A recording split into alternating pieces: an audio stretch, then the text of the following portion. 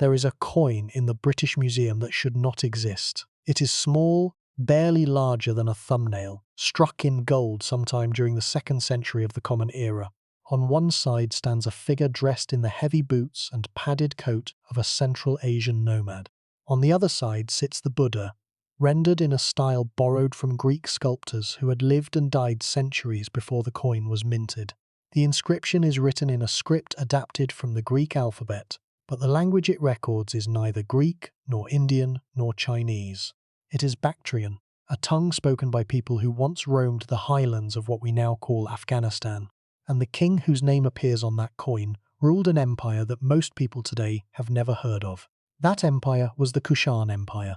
At the height of its power, it stretched from the Aral Sea in Central Asia down through the mountain passes of the Hindu Kush, across the fertile plains of northern India, and eastward to the edge of the Tarim Basin, where the great deserts of western China begin. According to scholarly estimates, it governed a population of somewhere between 30 million and 40 million people. It controlled the central arteries of the Silk Road, that vast network of trade routes connecting the Roman Mediterranean to Han Dynasty China. It minted coins that depicted gods from 4 different religions on a single series, and at the center of its territory, in the region we now call Gandhara, it produced one of the most extraordinary fusions of artistic traditions the world has ever seen. A tradition that combined the naturalistic human forms of Hellenistic Greece with the spiritual symbolism of Buddhism. 3 worlds met inside the borders of this single empire. Rome sent gold westward along the Silk Road, China sent silk eastward, India sent philosophy northward, and the Kushans sat at the intersection of all 3, absorbing, translating, and redistributing the cultural wealth of the ancient world. No other empire in history occupied quite this position. No other state served as the living bridge between the Mediterranean, South Asia, and East Asia simultaneously. And yet, when we teach the history of the ancient world, the Kushans are barely mentioned. They appear in a few sentences in specialized textbooks, and even then, they are often described merely as middlemen, a transit point between the civilizations that supposedly mattered more. This is one of the great distortions in the way we tell the story of the human past. The civilization that physically enabled the exchange of goods, ideas, and beliefs between 3 continents has been reduced to a footnote, a brief aside in chapters devoted to the empires it connected. Think about what has been lost in this omission. We celebrate the Silk Road as one of the great arteries of human civilization. We tell stories of merchants and monks who traveled its length. We marvel at the exchange of technologies, the flow of precious metals, the spread of religions along its path. But we rarely ask who maintained the central segment of that network, who provided the security that made trade possible, who minted the coins that served as a common medium of exchange, who built the caravanserais where travelers rested, the monasteries where monks copied manuscripts, the cities where craftsmen produced goods for markets thousands of kilometers away. The answer for roughly 2 centuries was the Kushans. They appear as a footnote in the story of Rome. They surface briefly in the history of Buddhism. They are acknowledged in passing when scholars discuss the Silk Road. But their story, the full, astonishing arc of their rise and fall, is almost never told on its own terms. Something is wrong with our assumptions about which civilizations matter. We remember Rome, we remember Han China, we remember the Maurya and Gupta dynasties of India, but the empire that physically connected all 3 of these worlds, the empire that made the exchange between them possible, has been largely forgotten. The Kushans were not a minor kingdom, clinging to the margins of history. They were one of the 4 great powers of the 2nd century, recognized by Roman historians, Chinese chroniclers, and Indian scribes alike. The Roman author Dio Cassius recorded embassies from the Kushan court. The Chinese historian Bangu described the Yuezhi, the nomadic ancestors of the Kushans, as a powerful nation whose migration reshaped the politics of Central Asia. Indian inscriptions carved in stone preserve the titles and deeds of Kushan kings who patronized monasteries, funded irrigation works, and administered a multilingual bureaucracy that operated across linguistic and cultural boundaries few modern governments could manage. By the end of tonight, you are going to understand how a band of displaced nomads became the rulers of one of the most strategically important empires in all of antiquity.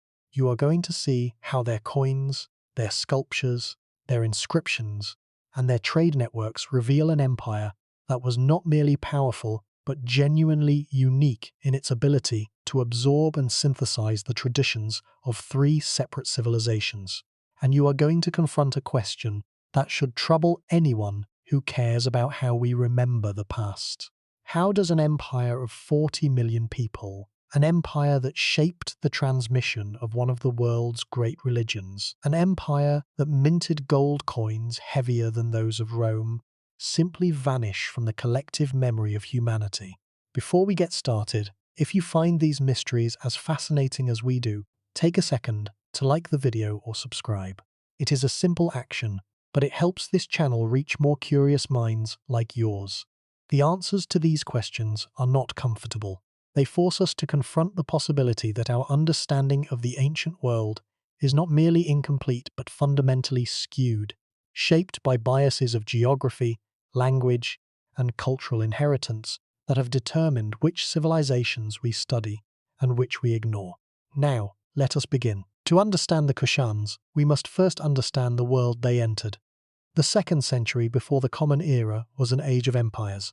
In the west, Rome was consolidating its grip on the Mediterranean. In the east, the Han dynasty had unified China under a single imperial administration. In South Asia, the Maurya Empire had already risen and fallen, and its successor states were fragmenting into smaller kingdoms. And across the vast steppelands of Central Asia, nomadic confederations moved with the seasons, herding livestock across grasslands that stretched from the borders of China to the shores of the Caspian Sea. It was from this steppe world that the Kushans emerged. Their ancestors were a people known to the Chinese as the Yuezhi. The name appears in the records of the Grand Historian, written by the Chinese court historian Sima Qian around 100 BCE. According to Sima Qian, the Yuezhi were a large and prosperous nomadic confederation who lived in the Gansu corridor, a long, narrow strip of territory in what is now northwestern China. They controlled trade routes, they bred horses. They were, by the standards of the steppe, wealthy and powerful. The Gansu corridor, where the Yuezhi lived, was not a marginal backwater. It was a strategic passage between the arid deserts to the north and the mountains to the south, a natural highway for trade and migration. The Yuezhi controlled this corridor and profited from the flow of goods through it. They were intermediaries before they became emperors, a role that would define them for centuries to come. Chinese sources describe the Yuezhi as a formidable military force, capable of fielding large cavalry armies that struck fear into neighboring peoples. Their society was organized around kinship networks and pastoral wealth, measured in herds of horses, sheep, and cattle. Then catastrophe struck. Around 170 BCE, the Yuezhi were attacked by the Xiongnu, a rival nomadic confederation that had grown powerful under a leader named Modu Chanyu. The war was devastating. According to Chinese sources, the Xiongnu killed the Yuezhi king and turned his skull into a drinking cup. The Yuezhi were driven from their homeland. Some fled south into the Tibetan plateau, where they became known as the Lesser Yuezhi. But the larger group, the Greater Yuezhi, began one of the most consequential migrations in the history of the ancient world. They moved west, across the grasslands of what is now Kazakhstan, through the mountain passes of the Tian Shan range, and into the fertile valleys of Bactria. The region centered on modern northern Afghanistan and parts of Tajikistan and Uzbekistan. This was not a quick journey. According to scholarly estimates, the migration took several decades. The Yuezhi moved as a nation, with their herds, their families, their entire social structure, carried across thousands of kilometers of some of the most unforgiving terrain on the planet. Bactria, when the Yuezhi arrived, was not an empty land. It had been part of the Hellenistic world since the conquests of Alexander the Great in the late 4th century BCE. After Alexander's death, his generals divided his empire, and the easternmost portion eventually became the Greco-Bactrian Kingdom, a remarkable state where Greek language, Greek art, and Greek political institutions existed thousands of kilometers from Athens. the Greco-Bactrians minted some of the finest coins of the ancient world. They built cities with Greek-style colonnades and theatres. They worshipped Zeus and Athena alongside local deities, and by the time the Yuezhi arrived, their kingdom was already crumbling under pressure from other nomadic groups and internal division. When the Yuezhi arrived in Bactria, they encountered a world that was culturally richer and more complex than anything they had known on the steppe. Bactria had been a crossroads for centuries. Persian influences predating Alexander's conquest had left their mark on the region's religion and administration. Mesopotamian commercial networks extended into its markets, and the Greek cultural layer, added by Alexander and maintained by his successors, had created a society where Hellenistic philosophy, art, and political thought coexisted with Central Asian traditions. The cities of Bactria were not provincial imitations of Greek originals. They were vital, creative communities that had adapted Greek forms to local conditions, producing art and architecture that was distinctly Bactrian. The Yuezhi conquered Bactria, or rather, they absorbed it. This is a crucial distinction, because it set the pattern for everything the Kushan Empire would later become. The Yuezhi did not destroy the Greco-Bactrian cities. They did not erase Greek culture from the region. Instead, they settled among the existing population, adopted elements of Hellenistic administration, and began a slow process of cultural fusion that would eventually produce something entirely new. The Greek language persisted for generations. The Greek alphabet was adapted to write the Bactrian language that the Yuezhi spoke. Hellenistic artistic conventions were absorbed into the visual vocabulary of the newcomers. According to Chinese sources, the Yuezhi in Bactria were organized into 5 major clans, or Yabgu domains.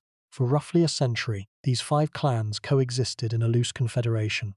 Then, sometime around the year 30 of the Common Era, the leader of one of these clans, a man named Kujula Kadphises, unified them under his single authority.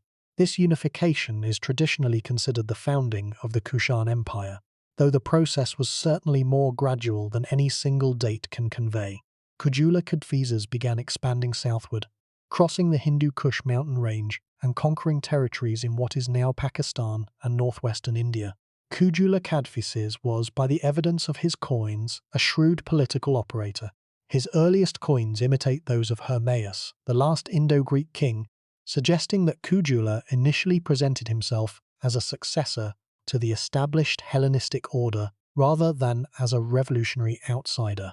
Only later did his coins begin to display distinctly Kushan imagery, reflecting a growing confidence in the new dynasty's own legitimacy.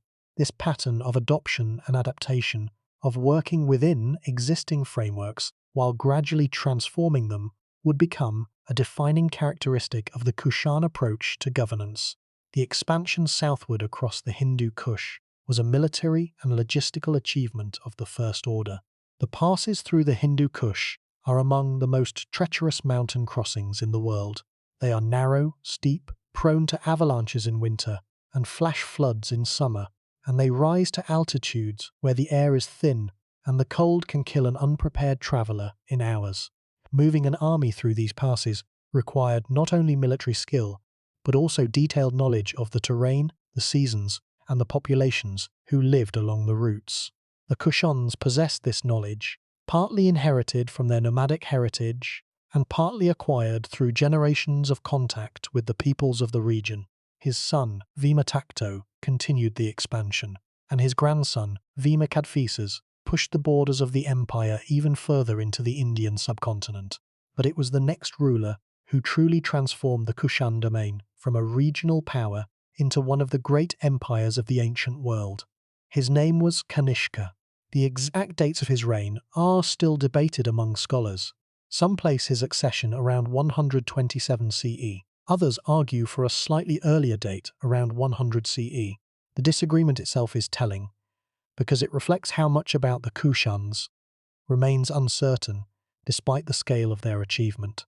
What is not uncertain is the scope of what Kanishka accomplished. Under his rule, the Kushan Empire reached its greatest territorial extent. It controlled the Silk Road from the Aral Sea to the Ganges Plain. It maintained diplomatic relations with Rome, Parthia, and Han China, and Kanishka himself became one of the most important patrons of Buddhism in the history of that religion. The reign of Kanishka is the pivot around which the entire Kushan narrative turns. He was, by all available evidence, a ruler of unusual ambition and vision. His coins depict him as a tall, bearded figure in Central Asian dress, boots and heavy tunic, standing before a fire altar. The image is a deliberate statement. It does not show him in the robes of a Greek king or the regalia of an Indian Maharaja. It shows him as he was, a Central Asian ruler who drew from multiple traditions without being defined by any one of them. His religious policy was one of studied inclusivity. He patronized Buddhism lavishly, funding the construction of stupas and monasteries across his empire. But he also honored Zoroastrian deities, Hindu gods, and figures from the Greek pantheon. This was not syncretism for its own sake. It was a calculated strategy for governing a diverse population. Let us pause here and consider the scale of what we are describing. The territory of the Kushan Empire at its height, according to modern estimates, covered roughly 2 million square kilometers. That is larger than modern-day Iran. It included portions of what are now Afghanistan, Pakistan, India, Tajikistan, Uzbekistan, and possibly parts of Turkmenistan. The population under Kushan rule has been estimated at between 30 million and 40 million people, though some scholars argue the number may have been higher.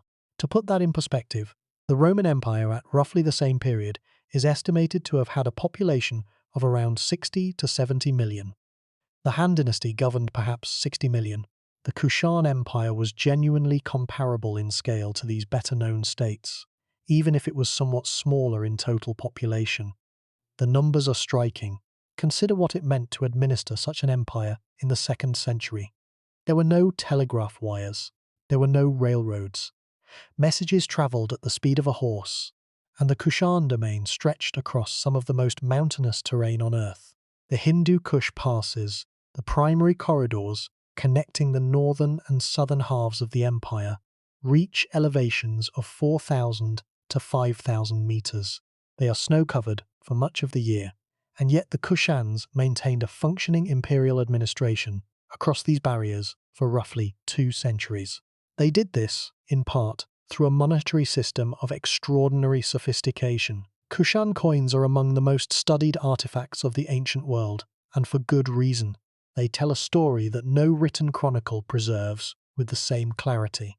The earliest Kushan coins, minted by Kujula Kadphises, imitated the coin types of the Greco-Bactrian kings and the Indo-Greek rulers who had preceded the Kushans in the region. They used Greek legends and Hellenistic artistic conventions. But as the empire grew, the coins evolved. Under Vima Kadphises, the coins began depicting the Hindu god Shiva. Under Kanishka, the coin types exploded into an astonishing diversity. A single series of Kanishka's gold coins depicts the Buddha, the Iranian fire god Athsho, the Zoroastrian deity Mithrasas, the Hindu gods Shiva and Uma, the Greek wind deity Oado, the moon god Mao, and the sun deity Miro. Think about what that means.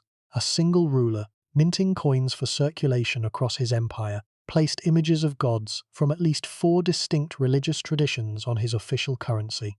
This was not confusion. This was not eclecticism for its own sake. This was statecraft. The Kushan Empire governed a population that included Buddhists, Hindus, Zoroastrians, and followers of Greek religious traditions. The coins were a statement of inclusive sovereignty. They told every subject, regardless of their faith, that the emperor recognized their gods, that the Kushan state encompassed all of these traditions within its embrace. The archaeological evidence supports this interpretation. Kushan-era sites across northern Pakistan and Afghanistan reveal temples dedicated to multiple religious traditions, often built within sight of one another. At Surt Kotal, a site in northern Afghanistan, excavated by the French archaeologist Daniel Schlumberger, beginning in 1952, researchers found a dynastic temple complex that combined fire altars associated with Zoroastrian practice with inscriptions in Bactrian using Greek letters. The site's architecture blended Iranian and Hellenistic traditions in ways that defied easy categorization. It was neither purely Iranian nor purely Greek. It was Kushan. At Mathura, a city in northern India that served as one of the Kushan winter capitals, the archaeological record is even more revealing. Mathura was simultaneously a major center of Buddhist sculpture, Hindu devotional art, and Jain religious activity during the Kushan period. Sculptures from Kushan-era Mathura depict the Buddha in a distinctly Indian style, with thin robes and idealized proportions drawn from Indian aesthetic conventions. Meanwhile, hundreds of kilometers to the northwest, at sites in the Peshawar Valley and the Swat region of modern Pakistan, another school of Buddhist art was flourishing under Kushan patronage. This was Gandharan art, and it looked nothing like what was being produced at Mathura. Gandharan sculpture depicted the Buddha and other Buddhist figures using the techniques and conventions of Hellenistic Greek art. The Buddha appears with curly hair reminiscent of Apollo. Bodhisattvas wear draped togas. Architectural elements include Corinthian columns and classical mouldings. The faces have the naturalistic proportions of Greek portrait sculpture. For centuries, scholars debated how this extraordinary fusion came about. The answer lies in the Kushan Empire itself. The Kushans ruled a territory where Greek artistic traditions, carried eastward by Alexander's conquests and maintained by the Greco-Bactrian and Indo-Greek kingdoms, coexisted with Indian Buddhist communities that were producing their own distinctive visual culture. Under Kushan patronage, these traditions merged. The Gandharan artistic tradition was not a single, uniform style. It evolved over centuries and varied from site to site. At Taxila, the ancient city near modern Islamabad that served as a major center of learning and trade, Gandharan sculptures tend to be heavier, more robust, with strong influences from Roman provincial art. At sites in the Swat Valley further north, the style is lighter, more refined, with greater attention to decorative detail. At Hadda, in eastern Afghanistan, Gandharan artists worked in stucco rather than stone, producing extraordinarily expressive figures with individualized faces that seem to capture specific human emotions. The diversity within the Gandharan tradition itself reflects the cultural diversity of the Kushan Empire. There was no single imperial style imposed from above. Instead, local workshops adapted shared conventions to their own materials, traditions, and tastes. The scholar John Boardman, in his comprehensive study of the eastward spread of Greek art, traced the transmission of specific motifs: the acanthus leaf, the Corinthian capital, the standing contrapposto pose, from classical Greece through the Hellenistic kingdoms and into the Gandharan workshops. His work reveals a process of continuous adaptation. Each step in the transmission chain altered the original form, adding new meanings, stripping away others, and producing something that was recognizably connected to its origins, but fundamentally transformed by its journey. And this merger had consequences that extended far beyond aesthetics. Gandharan Buddhist art was carried northward along the Silk Road into Central Asia and eventually into China, Korea, and Japan. The earliest Chinese depictions of the Buddha show clear Gandharan influence. The great cave temples at Dunhuang, Yungang, and Longmen, masterpieces of Chinese Buddhist art, trace their visual lineage back through Central Asian intermediaries to the workshops of Gandhara. In a very real sense, the way the Buddha looks in East Asian art today, the serene face, the flowing robes, the meditative posture, owes something to the creative synthesis that occurred under Kushan rule. The religious diversity of Kushan coinage is matched by the architectural evidence. At the site of Mat, near Mathura, excavations have uncovered a dynastic temple where portraits of Kushan kings were installed alongside images of deities. The temple combined architectural features from Central Asian, Indian, and Hellenistic traditions. The portrait statues, though badly damaged, show the Kushan kings in their characteristic heavy boots and tunics, standing in a distinctive frontal pose that conveys authority and stability. These are not idealized figures in the Greek manner or meditative poses in the Indian tradition. They are portraits of power, rendered in a visual language that the Kushans develop for themselves. The site of Kalchayan, in modern Uzbekistan, excavated by the Soviet archaeologist Galina Pugachenkova in the 1960s, provides another window into Kushan visual culture. Kalchayan is identified as a palace complex of the pre-imperial Yuezhi period, dating to the 1st century before the Common Era. The walls were decorated with painted clay sculptures depicting battle scenes, feasting, and royal ceremonies. The faces of the warriors show distinctly Central Asian features, broad cheekbones, almond-shaped eyes, and thick hair, and their dress includes the heavy riding coats and boots that would later appear on Kushan coins. Kalchayan shows us what the Yuezhi looked like before they became Kushans, before they absorbed the cultural traditions of Bactria and India. It is a glimpse of the raw material from which the Kushan synthesis was built. The trade networks of the Kushan Empire were not limited to luxury goods. Alongside silk, spices, and precious metals, the Silk Road carried more mundane but equally important commodities. Horses from Central Asia were in constant demand in India, where the climate was less suited to breeding the sturdy cavalry mounts that steppe warfare required. Textiles, metalwork, and ceramics moved in multiple directions, and ideas, perhaps the most valuable commodity of all, travelled along the same routes. Medical knowledge from the Greco-Roman world reached Indian practitioners through Kushan intermediaries. Indian mathematical concepts, including positional notation, moved northward through the same channels. The Kushan Empire was not merely a corridor for goods, it was a corridor for knowledge, a space where intellectual traditions from three civilizations could encounter one another, compete, and cross-pollinate. Consider the timeline. The Kushan Empire flourished for roughly 200 years, from roughly the 1st century to the 3rd century of the Common Era. 200 years. The Roman Republican Empire endured for nearly 1,000 years. The Han Dynasty lasted over 4 centuries. Even the British Empire, often cited as a modern parallel for imperial reach, controlled India for roughly 200 years. By that measure, the Kushan Empire occupied a comparable span. 200 years is 8 to 10 human generations. It is long enough for a child to be born, grow old, die, and have their great-great-grandchildren grow old and die, all within the span of a single political entity. And yet those 200 years were enough to reshape the cultural geography of Asia. Before the Kushans, Buddhism was primarily an Indian and Sri Lankan religion. After the Kushans, it was a world religion, spreading through Central Asia into China and beyond. Before the Kushans, Greek artistic traditions in Asia were a fading legacy of Alexander's conquests. After the Kushans, those traditions had been permanently fused with Asian artistic conventions, producing new forms that would endure for 1,000 years. Before the Kushans, the Silk Road was a collection of loosely connected trade routes. Under the Kushans, the central segment of the Silk Road was unified under a single administration that actively promoted and protected commerce. The great sinologist and Silk Road scholar Valerie Hansen has argued that the Silk Road was never a single, continuous highway, but rather a series of local and regional networks that overlapped and connected at key nodes.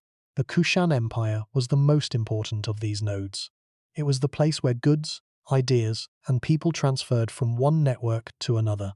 Roman gold coins entered the Kushan economy and were melted down and restruck as Kushan coins. Chinese silk passed through Kushan territory on its way to Roman markets. Indian spices moved northward through Kushan-controlled passes, and Buddhist monks, travelling under the protection of Kushan kings, carried manuscripts and teachings along these same routes into Central Asia and China. The historian Craig Benjamin, in his work on the Yuezhi and early Kushans, has emphasized that the Kushan Empire was not simply a beneficiary of the Silk Road. It was, in significant measure, a creator of the Silk Road as a functioning system. By providing security, standardized currency, and diplomatic engagement with both Rome and China, the Kushans transformed what had been sporadic, dangerous, and unpredictable trade into something more regular and reliable. The sheer volume of Roman gold coins found in Indian archaeological contexts, primarily from the Kushan period, gives some sense of the scale of this commerce. Pliny the Elder, writing in the 1st century, complained that Rome was hemorrhaging gold to pay for Indian luxuries. 50 million sesterces a year, he claimed, were flowing eastward. Even if that figure is exaggerated, it points to a commercial relationship of enormous value, and much of that trade passed through Kushan hands. The significance of the Kushan position on the Silk Road cannot be overstated. Consider the geography. Any goods travelling overland between the Roman Mediterranean and China had to pass through one of two main corridors. The northern route passed through the Parthian and later Sasanian Empire. The southern route passed through Kushan territory. through the mountain passes of the Hindu Kush and the river valleys of what is now Afghanistan and Pakistan. The Kushans controlled this southern corridor, and they also maintained influence over portions of the Tarim Basin, where the northern and southern branches of the Silk Road converged. This meant that a substantial portion of the transcontinental trade had to pass through Kushan hands, or at least through Kushan-controlled territory. The economic implications of this role were staggering. The Kushans imposed customs duties on goods passing through their territory. They maintained standardized weights and measures that facilitated commercial transactions. They built and maintained roads that connected the major trading cities of their empire. The city of Bagram, located at a strategic junction north of Kabul, where routes from India, China, and the Mediterranean converged, has yielded one of the most remarkable hoards of the ancient world. Excavated by the French archaeologist Joseph Hakin in 1937 and 1939, the Bagram hoard included carved ivory panels from India, lacquer work from China, bronze sculptures from the Roman Mediterranean, and glassware from Alexandria. All of these objects were found together in sealed storerooms, suggesting that Bagram served as a royal treasury or a major commercial warehouse where the goods of 3 continents were gathered, sorted, and redistributed. The Bagram hoard is a physical embodiment of the Kushan Empire's position in the ancient world. No other site from this period contains artifacts from such widely dispersed origins in such concentrated proximity. It is proof that the Silk Road was not an abstraction. It was a real functioning network of trade, and the Kushans were at its center. But here is the problem. Despite all of this, despite the coins, the sculptures, the inscriptions, the trade networks, and the diplomatic records, the Kushan Empire remains one of the least understood great powers of the ancient world. We have no Kushan literary tradition. No Kushan historian sat down and wrote the story of the empire in the way that Sima Qian wrote the history of China or Tacitus recorded the history of Rome. The Bactrian language, written in adapted Greek script, was used for official inscriptions but left behind no surviving body of literature. The administrative records of the empire, if they existed on perishable materials like wood or leather, have not survived. What we know about the Kushans comes almost entirely from their coins, their inscriptions, their art, and the scattered references to them in Roman, Chinese, and Indian sources. This absence of a native historical tradition has had profound consequences. It means that the Kushans are always seen through someone else's eyes. In Chinese sources, they are the Yuezhi, a foreign power on the western frontier. In Roman sources, they are a distant eastern kingdom, vaguely known and poorly understood. In Indian sources, they are foreign rulers, mlecha, outsiders who adopted Indian religions but were never fully accepted as Indian. No one tells the Kushan story from the Kushan perspective, because that perspective has been lost. The voices of the Kushan kings, their advisors, their priests, their merchants, their ordinary subsubjects, all of it has been swallowed by time. And this silence has allowed the Kushans to slip between the categories that organize the way we study the ancient world. They were not Western enough for classicists to claim them. They were not Chinese enough for sinologists. They were not Indian enough for South Asianists. They fell between the disciplinary boundaries of modern academia, and in falling between them, they became invisible. This invisibility is not a reflection of their historical importance. It is a reflection of how we organize knowledge about the past, and how that organization can distort our understanding of which civilizations mattered and why. Then something happened that changed everything. Or rather, a series of discoveries began to pull the Kushans back into the light. In 1993, a team of French and Afghan archaeologists working at a site called Rabatak in the Baghlan province of northern Afghanistan made a discovery that would fundamentally alter our understanding of the Kushan Empire. The discovery was an inscription. It was carved on a large stone block that had once been part of a temple, and it was written in the Bactrian language using Greek letters. When the British scholar Nicholas Sims Williams deciphered the text and published his translation in 2004, the scholarly world took notice. The Rabatak inscription was a royal proclamation issued by Kanishka himself. In it, the emperor describes the extent of his domain, listing the cities he controls and the peoples he governs. He announces the construction of a temple and dedicates it to the gods. And then he says something extraordinary. He declares that he has replaced Greek with the Aryan language, meaning Bactrian, as the official language of the empire. This single sentence reveals a moment of conscious cultural self-definition. Kanishka was not simply adopting a language. He was announcing that the Kushan Empire had its own identity, its own tongue, its own way of expressing sovereignty, distinct from the Greek traditions it had inherited and the Indian and Iranian traditions that surrounded it.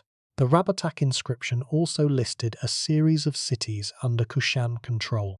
These included cities deep in northern India, far further east and south than many scholars had previously believed the Kushan Empire extended. The inscription pushed the boundaries of the empire, both geographically and conceptually.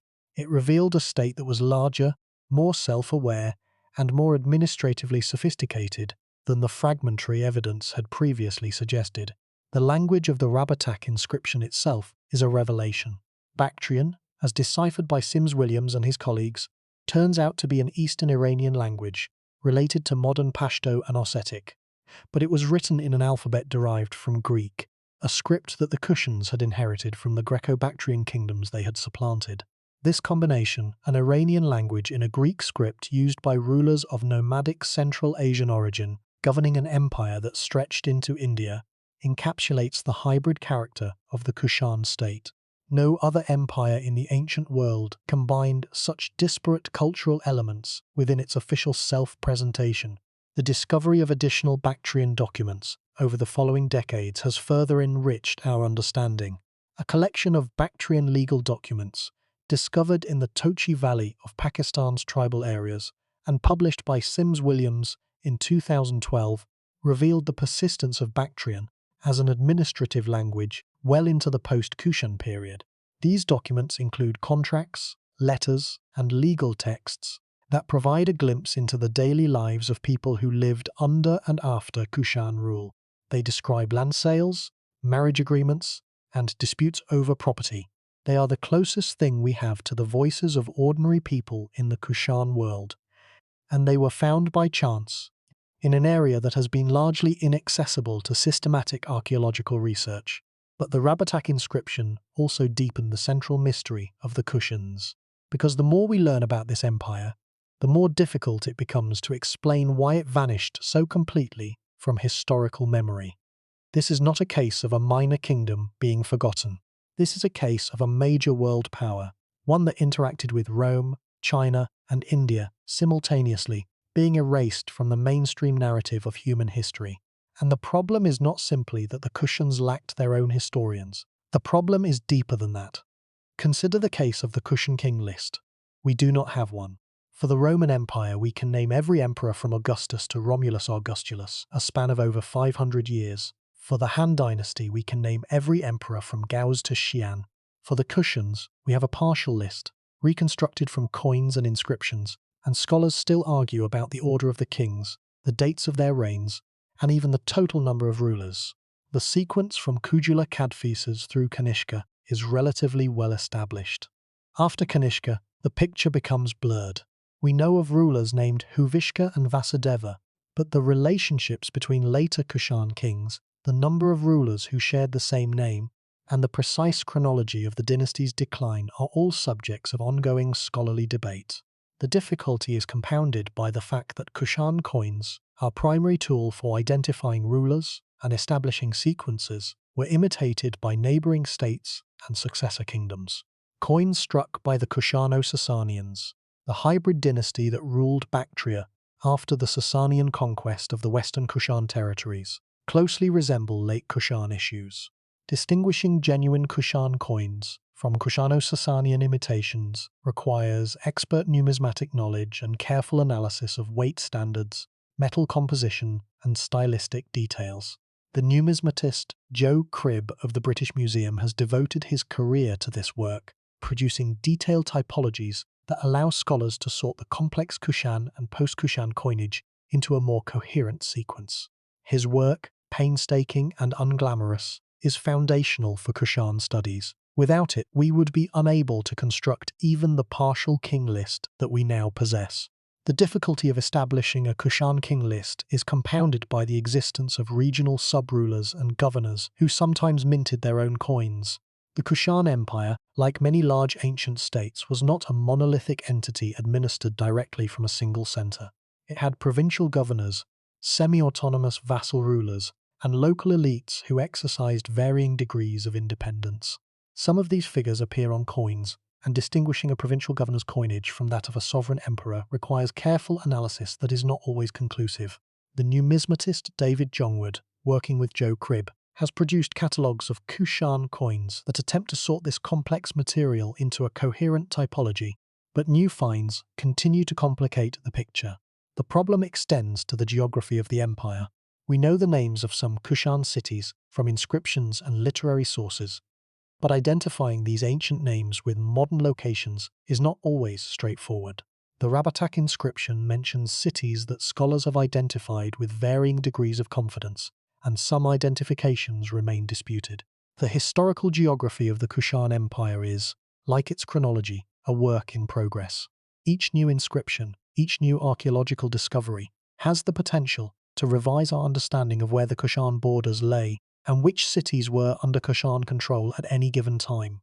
The absence of a continuous Kushan literary tradition means that we cannot cross-reference archaeological and numismatic evidence against a narrative framework. For Roman history, we can compare what the coins say with what the historians wrote and what the inscriptions record, creating a web of evidence in which each strand supports and corrects the others.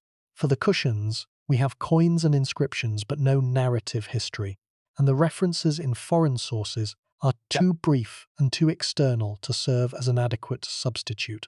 We are reconstructing the history of a great empire from fragments, and the gaps between the fragments are often larger than the fragments themselves. The problem of Kushan chronology has consumed scholars for more than a century. The central difficulty is known as the Kanishka era problem. Many Kushan inscriptions are dated using an era that begins with the accession of Kanishka. Year 1 of Kanishka equals some year in the Common Era, but which year? Scholars have proposed dates ranging from 78 CE to 144 CE. The difference is not trivial. A shift of 66 years changes the entire context in which the Kushan Empire existed. If Kanishka came to power in 78 CE, then the Kushan Empire was already at its height when the Roman Empire reached its greatest extent under Trajan. If Kanishka came to power in 144 CE, then the Kushan Golden Age overlapped with the Antonine period in Rome, and a very different configuration of Central Asian politics. The most widely accepted date today places Kanishka's accession around 127 CE, based on astronomical and epigraphic evidence compiled by the scholars Harry Falk and Chris Bennett. But even this date is not universally accepted, and it gets worse. The chronological uncertainty extends to the very identity of the Kushan rulers. Take the name Vasudeva. At least 2 Kushan kings bore this name, and possibly 3. Their coins are similar enough that distinguishing them is a matter of minute stylistic analysis. The situation is as if future historians, working only from damaged coins and scattered inscriptions, had to determine how many English kings named Henry there were, and in what order they ruled. We know the answer is 8, but only because we possess a rich documentary tradition. The Kushans left no such tradition, and so the basic facts of their dynastic history remain contested. The absence of a Kushan historical narrative is not simply an accident of preservation. It reflects something fundamental about the nature of the Kushan state and the materials on which it recorded its affairs. The Kushans certainly had administrative records. An empire of their size and complexity could not have functioned without bureaucratic documentation, records of taxation, military organization, diplomatic correspondence, and the management of trade. But the materials used for these records, likely birch bark, palm leaf, or wooden tablets, have not survived the centuries.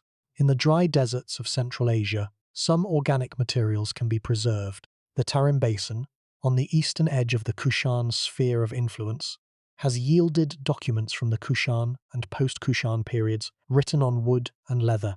But in the heartland of the Kushan Empire, in the river valleys of Afghanistan and Pakistan, the climate is less forgiving. Moisture, insects, and the sheer passage of time have consumed whatever written records once existed.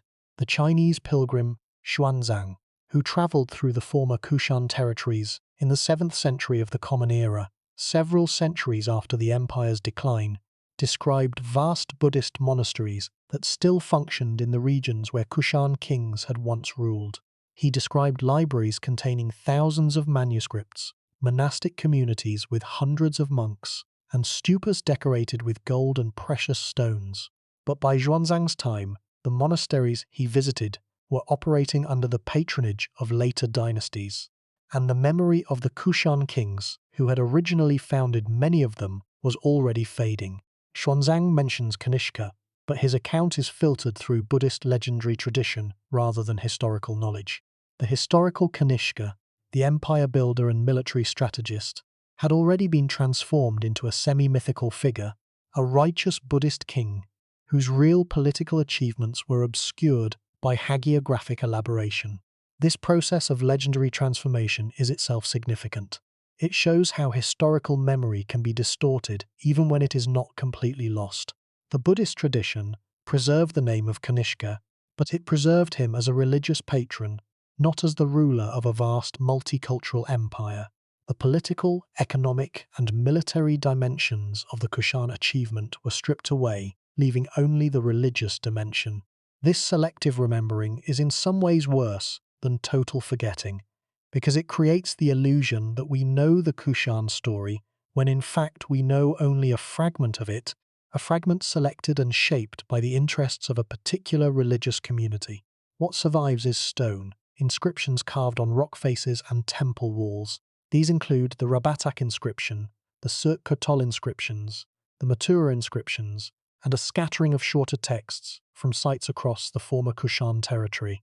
Together, they provide a skeletal framework for Kushan history, but they are overwhelmingly royal and religious in nature. They tell us about kings and temples. They tell us almost nothing about the daily lives of ordinary Kushan subjects, the organization of Kushan agriculture, the structure of Kushan law, or the texture of Kushan social life. Coins fill some of the gaps. The numismatist Robert Bracy has spent years studying Kushan coinage, and his work has revealed patterns that inscriptions alone could not. The weight standards of Kushan coins, their metal content, and their distribution patterns tell us about economic policy, trade relationships, and the administrative structure of the empire. Under Kanishka, the gold coin standard was reformed to align more closely with the Roman aureus, suggesting a deliberate effort to facilitate trade with the Roman world. The sheer volume of Kushan gold coins is itself remarkable. The Kushans controlled major sources of gold in Central Asia and had access to Roman gold flowing eastward through trade. Their gold coins circulated widely, and hordes of Kushan coins have been found in India, Central Asia, and even in China. The art historian Benjamin Rowland, in his classic study of Gandharan art published in 1960, attempted to establish a chronological framework for the development of Gandharan sculpture based on stylistic analysis. His work identified phases of development, from the earliest, most Greek-influenced works to later productions that show increasing Indian influence. But even Rowland acknowledged the difficulty of assigning precise dates to Gandharan sculptures, most of which are undated, and many of which have been removed from their original contexts by looters and collectors. The problem is circular. Without a secure chronology, we cannot date the sculptures. Without datable sculptures, we cannot refine the chronology. The art historian and the numismatist are engaged in a constant dialogue, each trying to use their evidence to anchor the others. The epigrapher Richard Salomon, who has spent decades studying the inscriptions of the Indian subcontinent, has noted that Kushan-era inscriptions are among the most linguistically diverse in the ancient world. They appear in Bactrian, in Gandhari Prakrit, written in Kharosthi script, in Sanskrit, and in Greek. This multilingual epigraphic tradition reflects the multilingual character of the Kushan state itself. It also presents formidable challenges for scholars, because reading these inscriptions requires competence in multiple scripts and languages, a combination of skills that is rare in any single scholar. But coins can only tell us so much. They are propaganda. They are official statements minted by the state. They show us what the Kushan kings wanted their subjects to see. not necessarily what life was like under Kushan rule. The gap between the official image and the lived reality is one that we can never fully bridge for the Kushans, because the voices that could have bridged it, the voices of merchants, farmers, soldiers, monks, and ordinary people, have been lost. This loss is compounded by the physical destruction of Kushan sites. The heartland of the Kushan Empire, in modern Afghanistan and northwestern Pakistan, has been a zone of conflict for much of the past half-century. The Soviet-Afghan War, the Taliban period, the American-led intervention, and ongoing instability have all taken a devastating toll on archaeological sites and museum collections. The Kabul Museum, which once housed one of the world's greatest collections of Kushan-era artifacts, was looted and damaged during the civil wars of the 1990s. Some artifacts were smuggled out of the country and have appeared on the international art market. Others were destroyed. The Taliban's demolition of the Bamiyan Buddhas in 2001, though those statues dated to a later period, symbolized the vulnerability of Afghanistan's archaeological heritage to ideological violence. At Mes Aynak, a site in Logar province south of Kabul, archaeologists have uncovered a vast Buddhist monastery complex dating to the Kushan and post-Kushan periods. The site includes stupas, meditation cells, workshops, and what appears to be an ancient copper smelting operation. It is one of the most important Kushan-era sites ever discovered in Afghanistan, and it sits on top of one of the largest undeveloped copper deposits in the world. A Chinese mining consortium holds the extraction rights, and for years, the fate of the archaeological site has been uncertain. Archaeologists have been racing to excavate and document as much as possible before mining operations potentially destroy the site. The tension between economic development and archaeological preservation at Mes Aynak encapsulates the broader challenge facing Kushan studies. The evidence is fragile, threatened, and disappearing. The loss extends beyond physical destruction. During the Taliban period, the Kabul Museum was not only looted, but also subjected to deliberate iconoclasm. Statues and reliefs depicting human and animal figures were smashed on religious grounds. Kushan-era Buddhist sculptures, which had survived nearly 2,000 years of natural decay, were reduced to fragments in a matter of hours. Some pieces were rescued by courageous museum staff, who hid them in safe locations, but many were lost forever. The international effort to recover and preserve Afghan cultural heritage, led by organizations like UNESCO and the National Geographic Society, has achieved some successes, but the scale of the loss is staggering. Entire chapters of the Kushan story have been erased by the violence that has engulfed the homeland of the empire. The situation at Bamiyan, where the Taliban destroyed the colossal Buddha statues in March of 2001, illustrates another dimension of the problem. The Bamiyan Buddhas were carved in the 6th and 7th centuries, after the Kushan period proper, but they were products of the artistic and religious traditions that the Kushans had fostered in the region. Their destruction eliminated not only the statues themselves, but also the painted decorations in the niches surrounding them, which included some of the oldest known oil paintings in the world. Archaeologists working at Bamiyan since the destruction have discovered additional caves and artifacts, but the loss of the Buddhas themselves is irreversible. They were the most visible monument of the Buddhist culture that the Kushans had planted in Afghanistan, and their absence is a wound in the landscape that can never be healed. Even in regions that are more stable, the Kushan past is under pressure. In Pakistan's Swat Valley, one of the richest areas for Gandharan Buddhist art, illegal digging by treasure hunters has damaged or destroyed countless sites. Sculptures are ripped from their contexts and sold to collectors without any record of where they were found or what surrounded them. Each stolen sculpture is a piece of the Kushan puzzle permanently removed from its setting. A Gandharan Buddha head in a private collection may be beautiful, but without its archaeological context, without knowing which monastery it came from, which layer of construction it belongs to, and what other artifacts were found alongside it, its historical value is drastically diminished. The scholar Luca Maria Olivieri, who has directed the Italian archaeological mission in Pakistan's Swat Valley for decades, has documented the scale of this destruction His team has excavated Kushan-era sites at Barakah, Saidu Sharif, and other locations, working methodically to record the stratigraphic layers that tell the story of how these sites were used over time. Their work has revealed that Kushan-era settlements in Swat were complex, multi-layered communities that evolved over centuries. But for every site that is properly excavated, dozens more are looted or bulldozed for development without any archaeological investigation. The Italian mission's work at Barico has been particularly revealing. Barico, known in ancient sources as Basira, was besieged by Alexander the Great during his campaign in the Swat Valley. The site was continuously occupied from the Bronze Age through the Kushan period and beyond, providing a stratigraphic sequence that spans over 2,000 years. The Kushan-era levels at Barico reveal a prosperous urban community with paved streets, multi-story houses, workshops producing pottery and metalwork, and a Buddhist monastery complex on the edge of the settlement. The excavation of these levels has required years of careful work, sifting through layers of soil and debris centimetre by centimetre.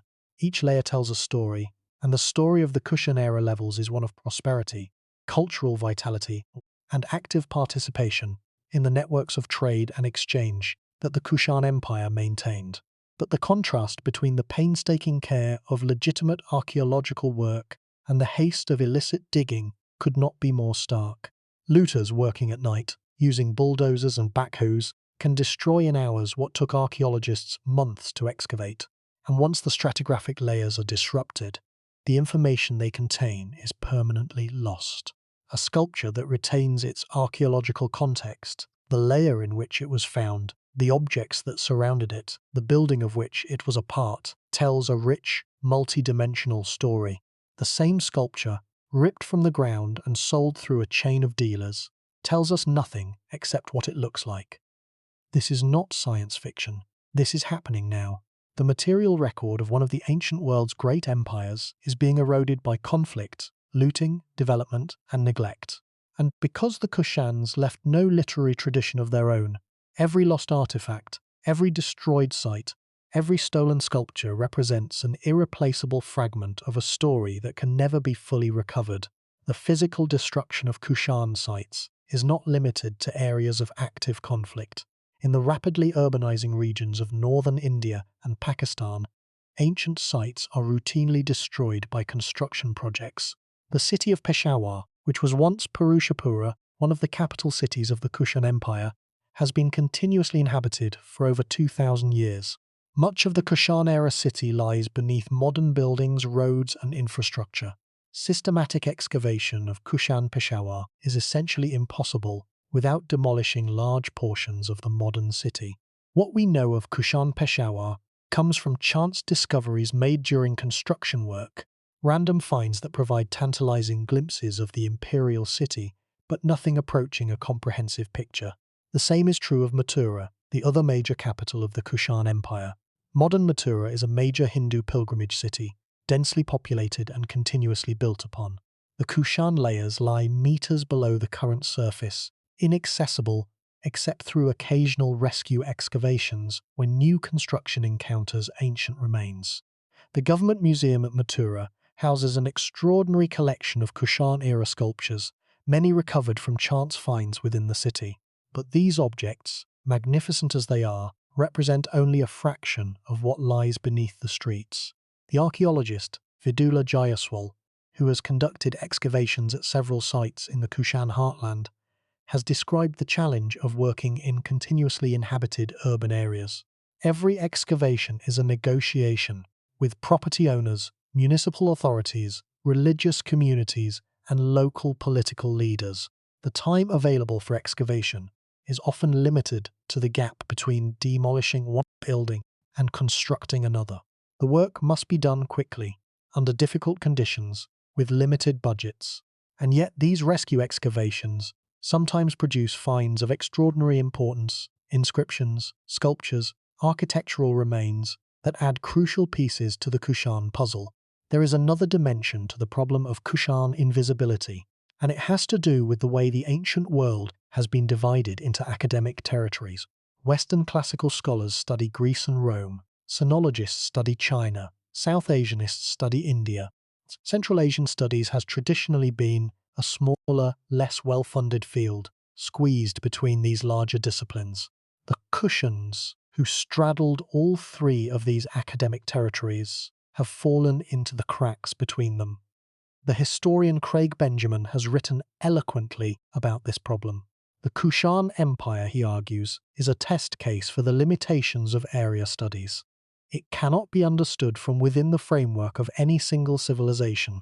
It requires scholars who are comfortable with Greek epigraphy, Bactrian linguistics, Sanskrit texts, Chinese historical sources, and the material culture of Central Asia.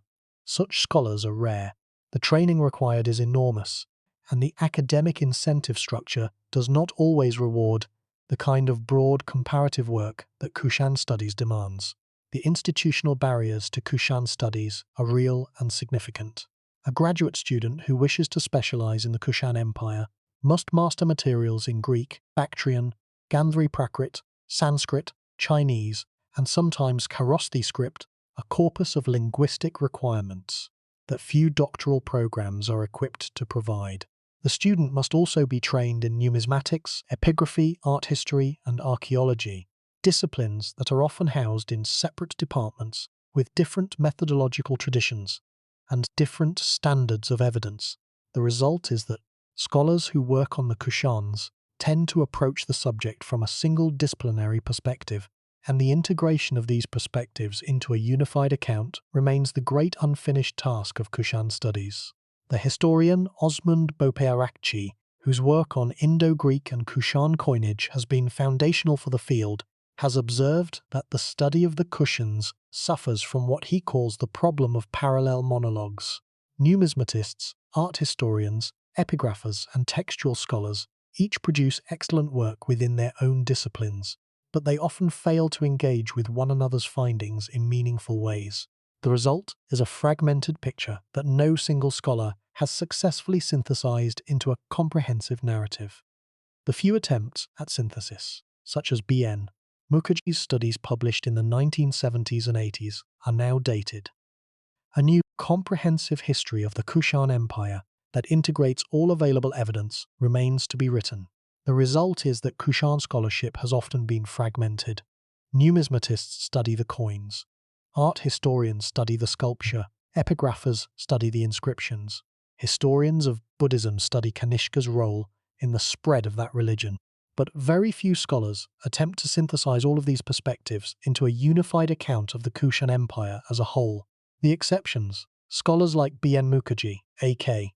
Narain, Joe Cribb, and more recently Elizabeth Errington and Wanaporn K. Rienjang, have produced works of remarkable insight, but they remain a small community, and their work is not widely known outside specialist circles. The contrast with Rome is instructive.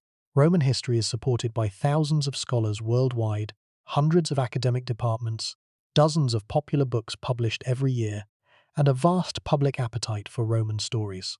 The Kushan Empire, which was contemporaneous with Rome and interacted with it directly, has perhaps a few dozen active specialists globally. The disparity in scholarly attention does not reflect a disparity in historical importance. It reflects a disparity in cultural inheritance. Europeans and Americans study Rome because Rome is their history, or at least they perceive it as such. The Kushans belong to everyone and no one, which means, in practice, that almost no one claims them. But here is what makes this truly terrifying. The forgetting of the Kushans is not merely an academic oversight. It has real consequences for how we understand the ancient world. If we study Rome in isolation, we miss the fact that Roman gold was flowing eastward to fund trade that passed through Kushan hands. If we study Han China in isolation, we miss the role the Kushans played in transmitting Buddhism from India into Central Asia and onward to China. If we study Indian Buddhism in isolation, we miss the fact that the visual language of Buddhist art, the way the Buddha was depicted for centuries across Asia, was shaped in the workshops of a Kushan-patronized Gandhara. The forgetting of the Kushans has also distorted our understanding of the history of art. Art history textbooks routinely trace the development of Buddhist art from its origins in India, through its transmission to Southeast Asia, Central Asia, and East Asia. but the Kushan period, which saw the creation of the first anthropomorphic representations of the Buddha and the development of the Gandharan artistic tradition that would influence Buddhist art across Asia, is often compressed into a brief paragraph or omitted entirely. A student who reads a standard art history survey will learn about Greek sculpture, Roman sculpture, Indian sculpture, and Chinese sculpture, but may never encounter Gandharan sculpture, the tradition that bridges the gap between the Hellenistic and Asian artistic worlds. This omission is not just a gap in coverage. It is a distortion that makes the development of Asian Buddhist art seem more mysterious and less explicable than it actually is.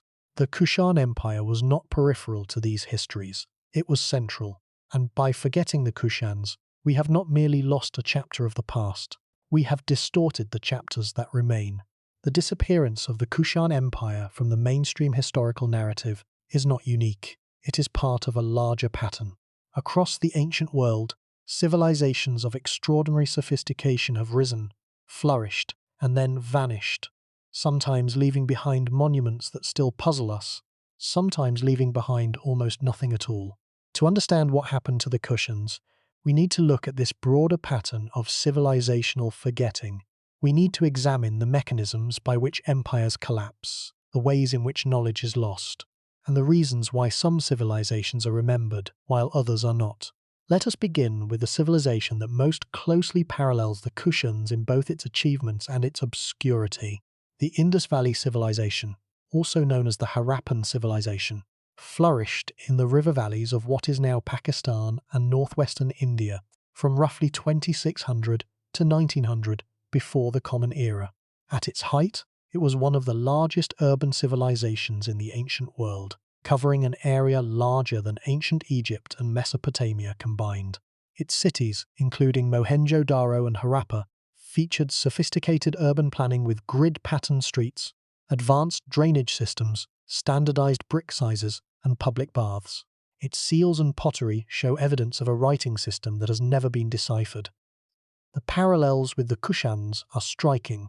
Like the Kushans, the Indus Valley Civilization occupied a geographic position that connected multiple cultural spheres. It traded with Mesopotamia to the west and with communities across the Indian subcontinent to the east and south. Like the Kushans, it left behind material evidence of remarkable sophistication but no decipherable written history. And like the Kushans, it was largely forgotten until modern archaeology brought it back into view. The first scientific excavations at Harappa were conducted by Dayaram Sahni in 1921 and at Mohenjo-Daro by Rakul Das Banerjee in the same year. Before those excavations, one of the world's great civilizations was simply unknown. The causes of the Indus Valley Civilization's decline are still debated. The archaeologist Gregory Possehl argued that no single factor could explain the transformation of the Indus system. Some scholars have proposed environmental causes, including shifts in river courses that disrupted agriculture. Others have pointed to climate change, noting evidence that the monsoon patterns shifted around the time of the civilization's decline. The old theory that Aryan invaders destroyed the Indus cities has been largely abandoned by modern scholarship, though the role of migration and cultural change in the transition remains a subject of active research. What is clear is that the Indus Valley Civilization did not disappear overnight. Its urban character gradually diminished over several centuries, with populations dispersing into smaller settlements and the distinctive markers of Indus culture, the standardized weights, the script, the characteristic pottery, gradually fading from the archaeological record. The Indus Valley Civilization's writing system, which appears on thousands of seals and artifacts, has resisted all attempts at decipherment. Scholars have proposed readings based on Dravidian languages, Indo-Aryan languages, and even non-linguistic symbolic systems, but no consensus has emerged. The Finnish scholar Asko Parpala spent decades working on the problem, proposing a Dravidian reading that has gained some acceptance, but remains controversial. The inability to read the Indus script means that we cannot access whatever historical, administrative, or literary records the Indus people may have produced. Like the Kushans, the Indus Valley civilizations speaks to us only through its material remains, its architecture, its pottery, its seals, and its urban planning. The voices of its people are silent. The comparison is instructive in another way. The Indus Valley civilization, like the Kushan Empire, was rediscovered through archaeology.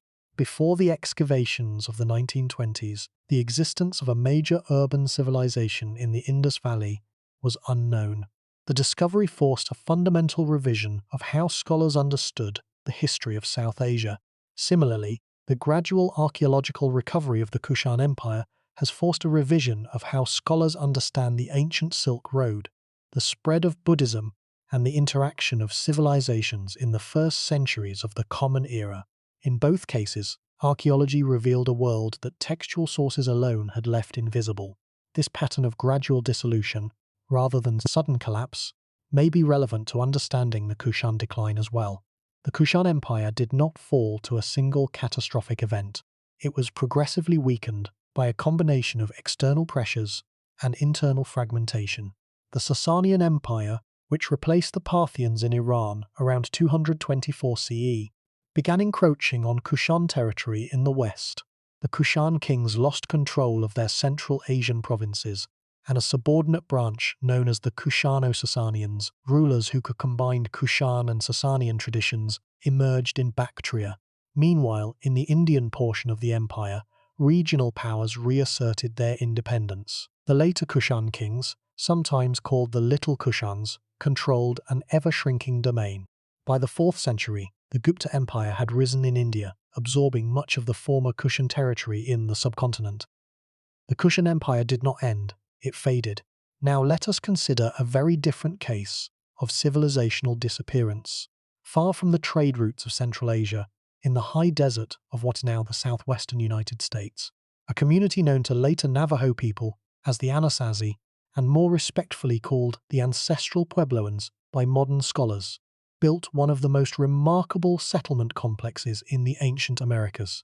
The center of this achievement was Chaco Canyon, in what is now New Mexico, between roughly 850 and 1150 of the Common Era.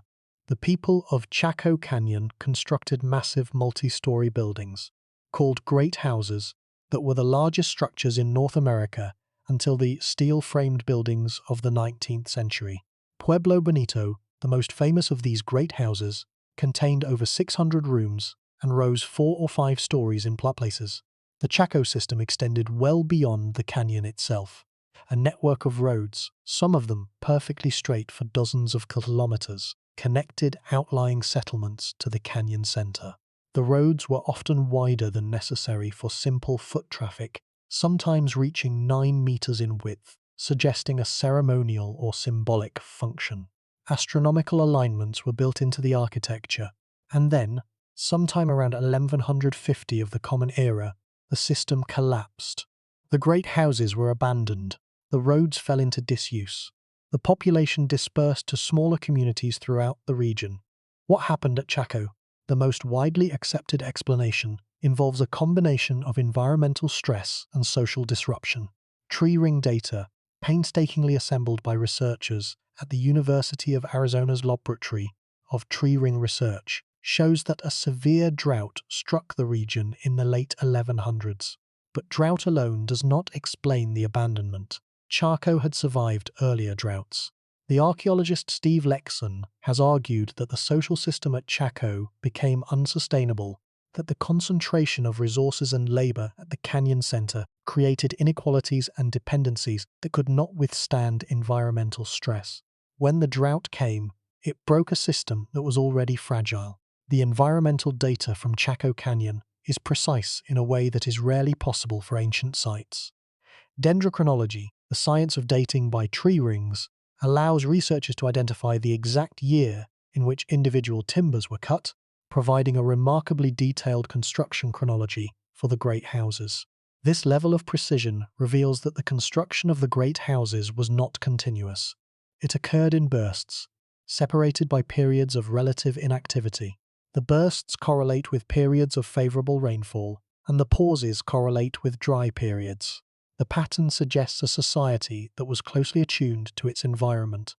building when conditions permitted and pausing when they did not.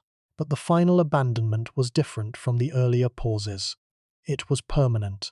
Whatever resilience the system had possessed was exhausted. The archaeologist Jill Neitzel has argued that the Chaco system was held together not by military force or economic coercion, but by ideological authority, the prestige and ritual power of the canyon center.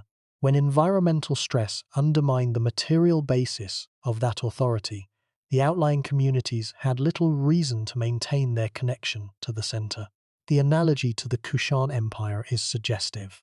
The Kushans, too, relied partly on ideological authority, expressed through religious patronage and the visual propaganda of their coinage, to maintain the cohesion of a vast and diverse empire. When the material foundations of that authority eroded, the ideological bonds may have loosened as well. The relevance to the Kushans lies in the fragility of complex systems. The Kushan Empire, like the Chaco system, depended on the maintenance of long-distance connections. Trade routes, diplomatic relationships, military alliances, and religious networks all had to function simultaneously for the empire to cohere. When external pressures disrupted these connections, the system unraveled not through a single catastrophic failure, but through a progressive loss of coherence. The math is striking. The Chaco system lasted roughly 300 years. The Kushan Empire lasted roughly 200. The Indus Valley Civilization lasted roughly 700 years in its mature phase.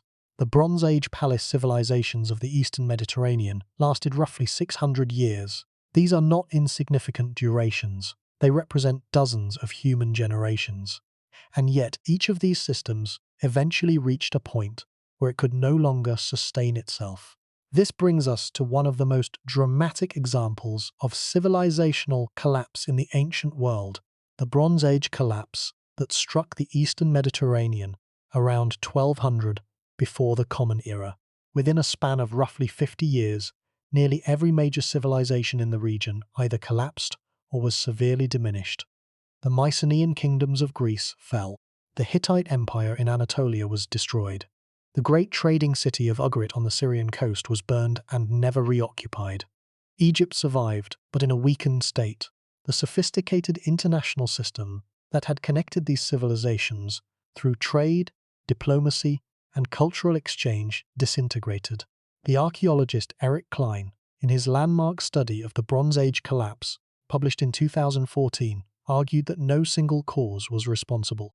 The traditional explanation, which blamed the collapse on mysterious invaders known as the Sea Peoples, is insufficient on its own. The Sea Peoples were real. Egyptian records describe battles against coalitions of seaborne raiders with names like the Peliset, the Cheka, the Shekelesh, and the Denyen. But Klein argued that the Sea Peoples were a symptom of a broader systemic failure, not its sole cause. Drought, earthquakes, famine, internal rebellions, and the disruption of trade routes all played roles. The Bronze Age civilizations were interconnected in ways that made them mutually dependent, and, when one element of the system failed, the failure cascaded through the entire network. The Bronze Age collapse also illustrates the role of interconnection as both strength and vulnerability. The late Bronze Age civilizations of the Eastern Mediterranean were linked by trade networks, diplomatic treaties, and cultural exchange in ways that scholars have compared to modern globalization. Egyptian pharaohs corresponded with Hittite kings in the diplomatic language of Akkadian. Mycenaean pottery has been found in Egypt, Syria, and the Levant. Copper from Cyprus, tin from Afghanistan, lapis lazuli from Central Asia, and amber from the Baltic all flowed through this network. The system was sophisticated, productive, and resilient, up to a point. Beyond that point, its very interconnection became a liability, because the failure of one node cascaded through the entire network. The archaeologist Guy Middleton, in his analysis of societal collapses in the ancient world, has cautioned against viewing collapse as inherently catastrophic. He argues that collapse is often a process of reorganization, in which social complexity decreases, but human communities persist and adapt. The people of the Bronze Age Mediterranean did not vanish when their palace civilizations fell. They reorganized into smaller, simpler communities that eventually gave rise to the classical civilizations of Greece and Rome. Similarly, the people of the Kushan Empire did not disappear when the empire fragmented. They continued to live, farm, trade, and worship in the territories they had always inhabited. What was lost was not the population, but the organizational framework, the empire, the administration, the currency system, the multicultural synthesis that had made the Kushan state unique. The parallel to the Kushan situation is significant. The Kushan Empire existed within a network of interconnections that linked Rome, Parthia, and later Sasanian Iran, India, and China. The stability of the Kushan state depended partly on the stability of these relationships. When the Sasanian Empire replaced the Parthians and adopted a more aggressive posture toward the Kushans, it disrupted the western end of the network. When internal Indian powers grew strong enough to challenge Kushan authority in the subcontinent, it weakened the southern end. The Kushan Empire, like the Bronze Age palace systems, was embedded in a network of relationships, and its decline was entangled with changes in that network. Let us move eastward now, to another great empire that rose, flourished, and then was swallowed by jungle. The Khmer Empire, centered on the magnificent temple complex of Angkor, in what is now Cambodia, was the dominant power in Southeast Asia from roughly the 9th century to the 15th century of the Common Era. At its height, the Greater Angkor area may have supported a population of 700,000 to 1 million people, making it one of the largest pre-industrial cities in the world. The Temple of Angkor Wat, constructed in the early 12th century under King Suryavarman II, remains the largest religious monument ever built, covering an area of over 160 hectares. The Khmer Empire was, like the Kushan Empire, a cultural synthesizer. It absorbed Hindu and Buddhist religious traditions from India and combined them with indigenous Khmer beliefs and practices. Its art blended Indian iconography with distinctive Southeast Asian stylistic conventions. Its inscriptions, written in Sanskrit and Old Khmer, reveal a court culture that prized learning, religious devotion, and architectural grandeur. And, like the Kushan Empire, the Khmer Empire maintained long-distance connections. Chinese merchants and diplomats visited Angkor. Indian religious texts and artistic models flowed into the Khmer cultural sphere. And then, in the 15th century, Angkor was abandoned. The reasons are still debated. Thai kingdoms to the west had been encroaching on Khmer territory for decades.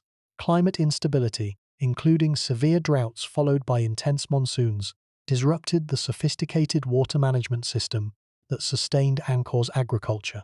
The archaeologists Damien Evans and Roland Fletcher have used LiDAR technology, a laser-based surveying method, to map the greater Angkor area and have revealed a vast, low-density urban landscape that extended far beyond the famous temple complexes. Their work suggests that the Angkor system was enormously complex and may have been vulnerable precisely because of its complexity. The water management infrastructure that sustained agriculture required constant maintenance, and when political instability or environmental stress disrupted that maintenance, the entire system could fail rapidly. The parallels with the Kushans are not in the specific causes of decline, but in the pattern. Both empires were cultural synthesizers that absorbed and blended traditions from multiple civilizations. Both depended on the maintenance of complex systems, trade routes in the Kushan case, water management in the Khmer case, and both experienced a gradual decline rather than a sudden catastrophe, a slow dimming rather than a sharp extinction. The Khmer case also raises questions about the role of religion in both sustaining and undermining complex polities. The Khmer kings legitimized their authority through elaborate Hindu and Buddhist religious ceremonies and architectural programs. The construction of Angkor Wat was itself an act of religious devotion, a stone representation of Mount Meru, the cosmic mountain at the center of the universe in Hindu and Buddhist cosmology. But the enormous resources devoted to temple construction may have diverted labor and capital from more immediately productive activities, including the maintenance of the water management system that sustained agriculture. The religious ideology that legitimized the Khmer state may also have contributed to its decline by encouraging investment in monumental construction at the expense of infrastructure maintenance. The Kushans, too, invested heavily in religious architecture.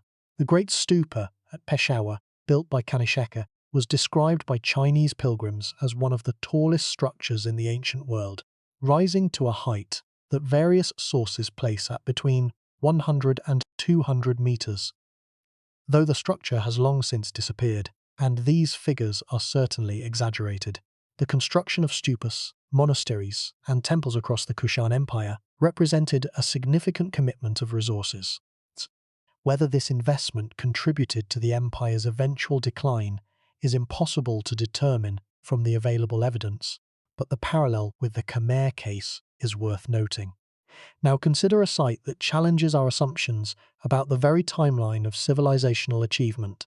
Göbekli Tepe in southeastern Turkey was first surveyed by the American archaeologist Peter Benedict in 1963, but its true significance was not recognized until the German archaeologist Klaus Schmidt began systematic excavations in 1995.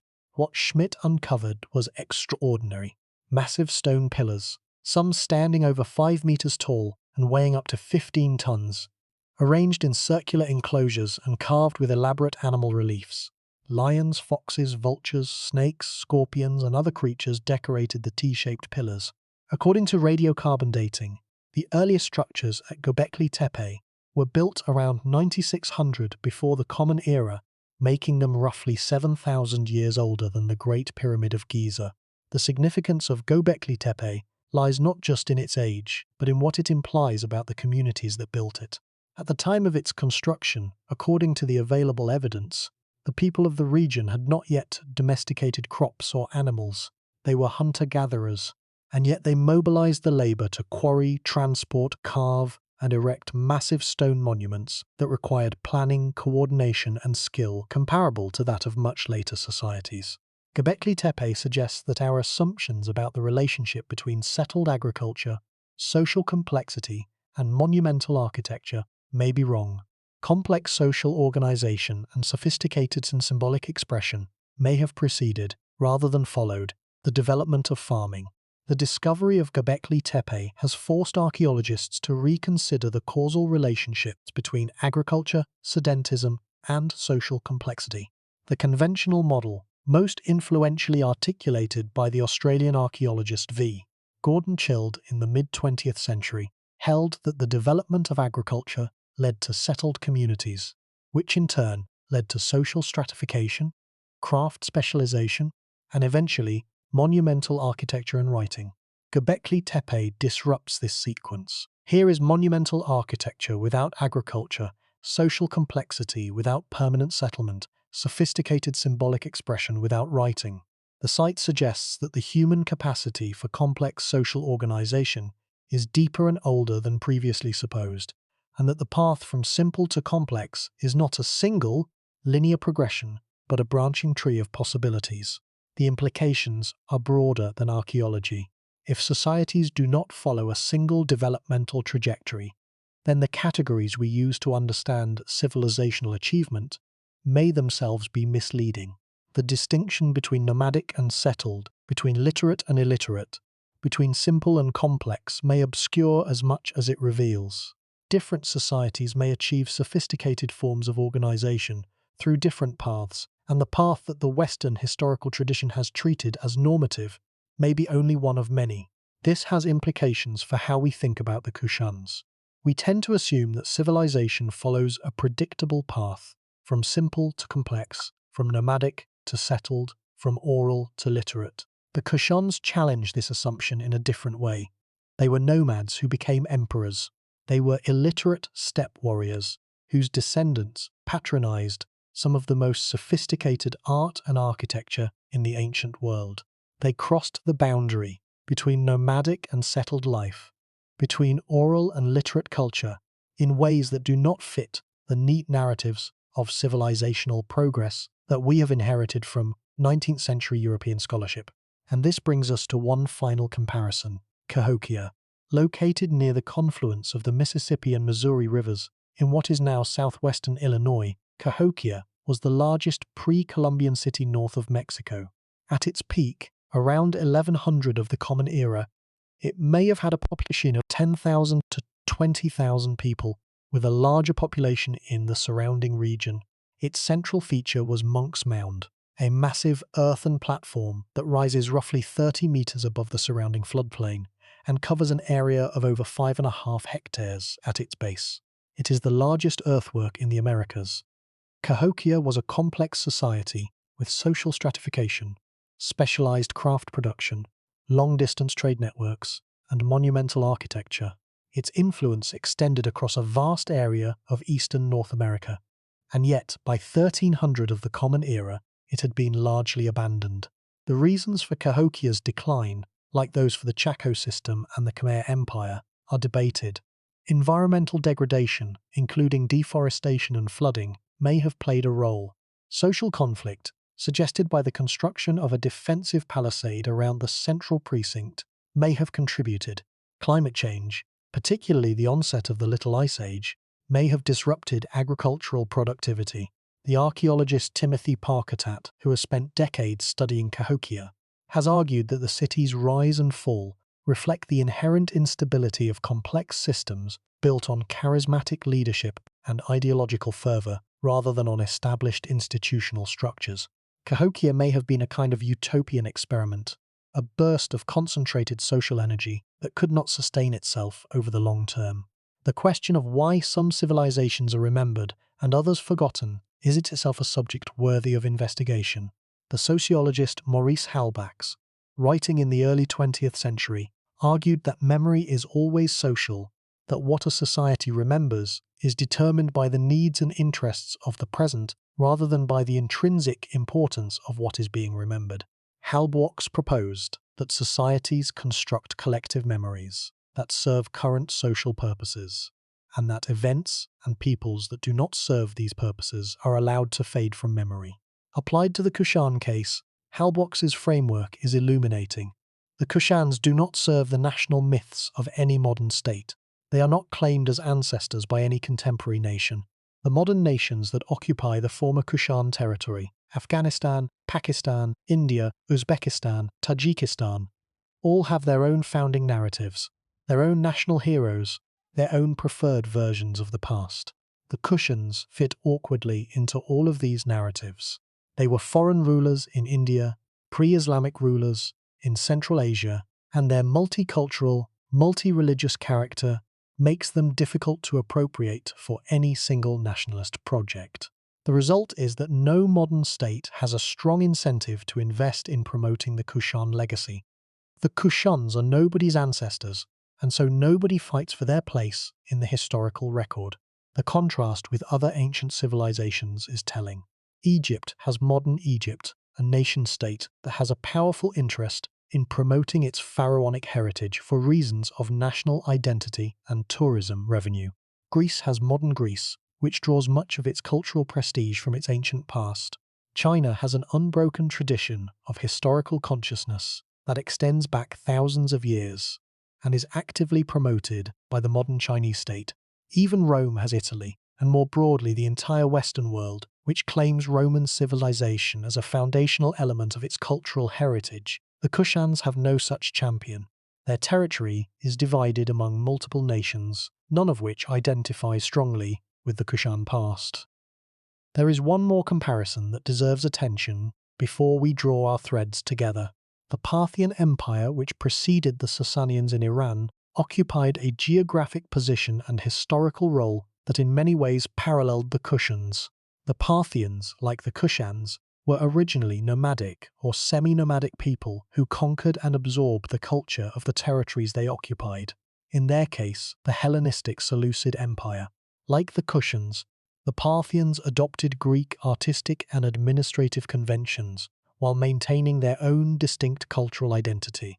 And like the Kushans, the Parthians are poorly documented. No Parthian literary tradition has survived. Our knowledge of Parthian history comes primarily from coins, inscriptions, and references in Roman and Chinese sources. The Parthians, who ruled for over 4 centuries and fought Rome to a standstill on multiple occasions, are almost as obscure in popular consciousness as the Kushans. The similarity between the Parthian and Kushan cases suggests that the forgetting of these empires is not random. It reflects a systematic bias in historical memory. Empires that produce rich literary traditions, Rome, China, India, are remembered. Empires that do not, regardless of their political and military achievements, are forgotten. Literature is the engine of historical memory. Without it, even the most powerful states fade into the margins of the historical record. The case of the Sogdians offers yet another illuminating parallel. The Sogdians were an Iranian-speaking people who inhabited the region around Samarkand and Bukhara in Central Asia. They were the great merchants of the Silk Road, operating trading networks that stretched from China to the Byzantine Empire. Sogdian merchants established trading colonies in Chinese cities, translated Buddhist texts, and served as cultural intermediaries between East and West. Their role was in many ways analogous to that of the Kushans, though the Sogdians operated as a commercial diaspora rather than as an imperial state. And like the Kushans, the Sogdians have been largely forgotten by popular history. Their language is extinct, their cities were absorbed by later empires. Their contribution to the cultural and economic life of medieval Eurasia, while acknowledged by specialists, is unknown to the general public. The Sogdian case reinforces the pattern we have observed. Intermediary civilizations, those that facilitate exchange rather than originate or receive it, are systematically undervalued by historical memory. The civilizations we remember are those that produced enduring monuments, those that conquered vast territories by force, or those that generated literary traditions that survived. The civilizations that connected, translated, and facilitated, no matter how essential their role, tend to be forgotten. This is not a law of nature. It is a bias in the way we construct historical narratives, and it is a bias that urgently needs correction. The Kushan case also invites comparison with later empires that occupied similar geographic positions. The Timurid Empire, which flourished in the 15th century under Timur and his successors, controlled much of the same territory as the Kushans, from Central Asia through Iran to northern India. The Timurids, like the Kushans, were cultural synthesizers who patronized extraordinary artistic achievements. The architecture of Samarkand under Timur, the miniature painting of Herat under his successors, and the garden architecture of Babur, the Timurid prince who founded the Mughal Empire in India, all represent fusions of Persian, Turkic, and local traditions. The Timurids are better remembered than the Kushans, partly because they are closer to us in time, and partly because they produced a richer literary record. But even the Timurids are far less well known than their achievements warrant. Another case of a Central Asian empire being marginalized by the civilizational categories that organize our understanding of the past. Each of these cases, the Indus Valley, Chaco Canyon, the Bronze Age Mediterranean, the Khmer Empire, Göbekli Tepe, and Cahokia, illuminates a different facet of the problem of civilizational impermanence, and each sheds light on the Kushan case. The Indus Valley shows that even large, sophisticated urban civilizations can be forgotten when their writing system is lost. Chaco Canyon shows that complex systems dependent on long-distance connections are vulnerable to environmental stress. The Bronze Age collapse shows that interconnected systems can experience cascading failures when key links are disrupted. The Khmer Empire shows that even monumental architecture cannot guarantee historical continuity. Göbekli Tepe shows that our timeline of civilizational achievement is more complex than we assumed. And Cahokia shows that cities built on ideology and charismatic authority can flourish spectacularly and then fade with equal speed. The Kushan Empire partakes of all these patterns. It was a complex system dependent on long-distance connections. It governed a diverse population through a combination of military power, economic integration, and religious patronage. It left behind material evidence of enormous sophistication, but no literary tradition to preserve its story, and it faded gradually, its territory absorbed by successor states that had little interest in preserving Kushan memory. But there is one crucial way in which the Kushan case differs from all of these parallels, and it is this difference that makes the Kushan disappearance so troubling. The Indus Valley civilization existed in an era before large-scale historical writing. The ancestral Puebloans had no contact with literate civilizations that might have recorded their story in detail. Göbekli Tepe predates writing by thousands of years. Cahokia was unknown to European observers until after its decline, but the Kushans interacted directly with three of the most literate civilizations in the ancient world. Rome had historians. China had historians. India had literary traditions of extraordinary richness. The Kushan Empire was known to all three of these civilizations. It was mentioned in their records, depicted on their monuments, and engaged in their diplomatic systems. And yet, despite being known to the literate world, the Kushans still fell into obscurity. They were not forgotten because nobody wrote about them. They were forgotten because nobody wrote about them in the right way, from their own perspective, in their own voice. The question of why civilizations collapse has occupied thinkers for centuries. The 18th century historian Edward Gibbon attributed the fall of Rome to a combination of moral decay, military overextension, and the corrosive influence of Christianity. The 20th century historian Arnold Toynbee proposed a cyclical model in which civilizations rise in response to challenges and decline when their leadership class loses its creative vitality. The environmental historian Jared Diamond has emphasized the role of ecological degradation, arguing that societies that overexploit their natural resources sow the seeds of their own destruction. Each of these frameworks captures part of the truth, but none of them, applied alone, adequately explains the diversity of civilizational endings. The Kushan case resists easy categorization within any of these frameworks. There is no evidence of moral decay, at least not in any meaningful sense. The Kushan military does not appear to have been overextended relative to the empire's resources, at least not in the early period of decline. Environmental degradation may have played a role in some regions, but the Kushan heartland was not obviously degraded relative to earlier periods. The Kushan decline appears to have been primarily a political and economic phenomenon, driven by changes in the external environment rather than by internal decay. The anthropologist Joseph Tainter, in his influential study of societal collapse published in 1988, proposed that complex societies collapse when the costs of maintaining their complexity exceed the benefits. Tainter argued that societies invest in complexity as a strategy for solving problems. They build bureaucracies, standing armies, information networks, and infrastructure. Each layer of complexity solves a problem but adds a cost. Eventually, the marginal returns on complexity decline. The society reaches a point where adding more complexity no longer yields proportional benefits. At that point, the society becomes vulnerable to shocks that it would have absorbed in an earlier, less complex phase.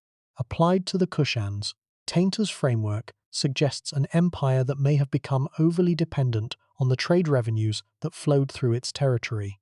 When trade routes shifted, when the Sasanian Empire disrupted Western trade, and when internal Indian powers began to capture a larger share of the commerce that had once passed through Kushan hands, the economic foundation of the empire eroded. The military and administrative structures that the trade revenues had funded could no longer be maintained. The empire did not collapse in a dramatic catastrophe. It deflated, like a structure losing the air pressure that held it up. The archaeologist and historian Xinru Liu, whose work on the Silk Road and the Kushan economy is among the most important in the field, has argued that the Kushan Empire's role as a trade intermediary was both its greatest strength and its greatest vulnerability. The Kushans did not produce the goods that flowed through their territory. They facilitated their movement. They provided security, infrastructure, and a stable currency. But when the trade patterns changed, when Rome entered its 3rd century crisis and Chinese demand for Western goods fluctuated, the Kushans found themselves with an expensive imperial apparatus and a shrinking revenue base. The vulnerability of trade-dependent empires is a recurring theme in world history.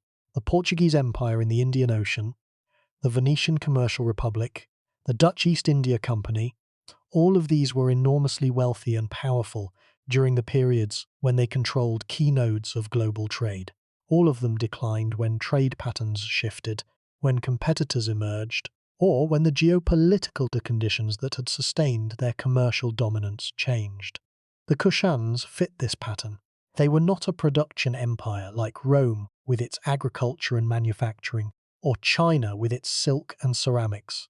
They were primarily a facilitation empire, one whose wealth derived from its position in a network rather than from the inherent productivity of its territory. This does not diminish the Kushan achievement. Facilitation is itself a creative act. The Kushans did not simply sit at a crossroads and collect tolls. They actively created the conditions that made trade possible. They built infrastructure, maintained security, standardized currency, and cultivated the diplomatic relationships that kept the trade networks functioning. But a facilitation empire is inherently more vulnerable than a production empire because it depends on conditions that are largely beyond its control.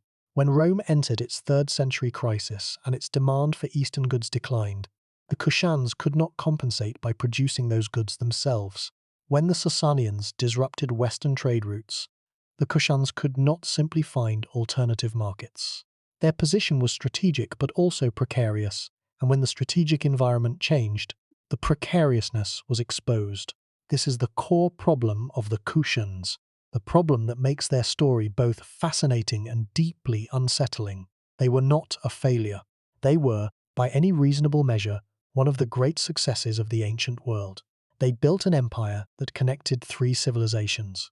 They patronized art and religion that transformed the cultural landscape of Asia. They maintained a functioning multicultural state for 2 centuries, and then they faded, not because of any spectacular catastrophe, but because the conditions that had made their empire possible gradually changed. The trade routes shifted, the neighboring powers reorganized, the imperial structure could no longer sustain itself. And because the Kushans had not produced a literary tradition that could preserve their memory independent of their political power, their story faded with their state. The deeper truth about the Kushan Empire is not about the Kushans alone. It is about what happens to knowledge when the institutions that sustain it disappear. It is about the fragility of cultural memory and the disturbing ease with which even the most significant achievements can be erased from the human record. The Kushans did not merely lose their empire, they lost their story, and the distinction between those 2 losses is the most important lesson their history has to offer. Consider what the Kushans achieved in the realm of cultural transmission. The spread of Buddhism from India to Central Asia and China is one of the most consequential cultural movements in human history. Buddhism today has hundreds of millions of adherents across East and Southeast Asia. It has shaped the art, philosophy, literature, and politics of civilizations from Sri Lanka to Japan, and the Kushan Empire played a pivotal role in this transmission. Under Kanishka, the 4th Buddhist Council was convened, according to Buddhist tradition, an assembly of scholars who compiled and organized Buddhist texts. Kushan patronage funded the construction of monasteries along the trade routes of Central Asia, creating a chain of institutions that served as way stations for monks, manuscripts, and ideas traveling from India to China. The monk Lokaksema, who is credited with producing the first Chinese translations of Mahayana Buddhist texts, arrived in the Han Dynasty capital of Luoyang around 167 CE. He came from Gandhara, from the heart of the Kushan Empire. His translations introduced Chinese readers to concepts that would transform Chinese religious life for millennia. The perfection of wisdom literature, the Pure Land traditions, the practices of visualization and meditation that became central to East Asian Buddhism, all of these entered China through translators who had been trained in the monastic institutions of Kushan Gandhara. Let that sink in. The chain of transmission is precise and traceable. Buddhist texts were composed in India, often in Sanskrit or Gandhari Prakrit. They were studied, copied, and discussed in the monasteries of the Kushan Empire, particularly in the region of Gandhara. Monks trained in these monasteries then travelled eastward along the Silk Road, through the Central Asian oasis states that were under Kushan influence or control, and eventually reached China, where they translated the texts into Chinese. The monk Dharmaraksha, who was active in the late 3rd century, was born in Dunhuang to a family of Yuezhi descent, the same ethnic group that had founded the Kushan Empire. He translated over 150 Buddhist texts into Chinese.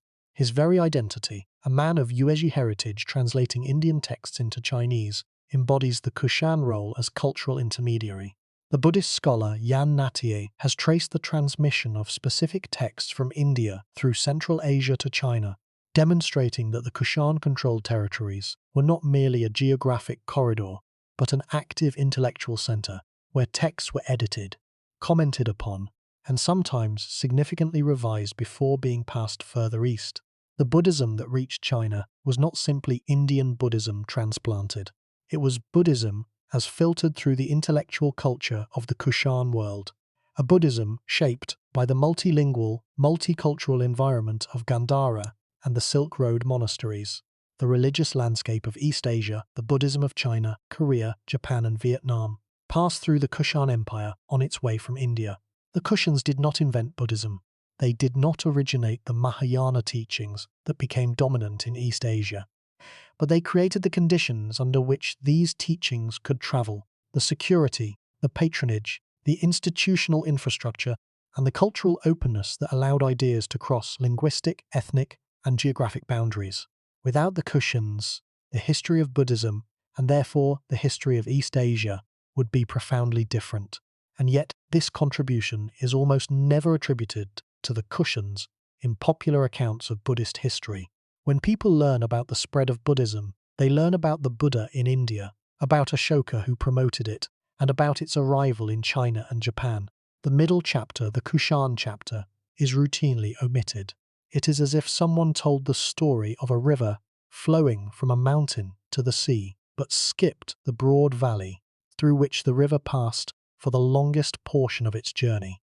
This pattern of omission extends beyond Buddhism. Consider the transmission of artistic forms. The Gandharan artistic tradition, which flourished under Kushan patronage, was the vehicle through which Hellenistic visual conventions entered the Buddhist artistic vocabulary. The curly-haired, toga-wearing Buddhas of Gandhara were carried along the Silk Road to Bamiyan, to Kizil, to Dunhuang, and eventually to the great temple complexes of China and Japan. The artistic DNA of the Hellenistic world was transmitted to East Asia through the medium of Kushan-patronized Buddhist art. This is an extraordinary fact. It means that the visual culture of East Asian Buddhism contains a Hellenistic component, filtered through the creative synthesis of the Kushan period. The serene faces of Japanese temple sculptures carry, at many removes, an echo of Greek artistic conventions that first entered Asia with Alexander's armies and were preserved and transformed under Kushan rule. Let that sink in. There is a line of artistic transmission that connects the sculptors of 5th century Athens to the carvers of 8th century Nara, and that line passes through the Kushan Empire. It is a line that is rarely drawn in popular accounts of art history, because drawing it requires acknowledging the Kushans, and the Kushans have been largely written out of the story. The deeper truth is that cultural transmission is rarely a simple two-point journey. Ideas, art forms, religious practices, and technologies do not leap from civilization to civilization.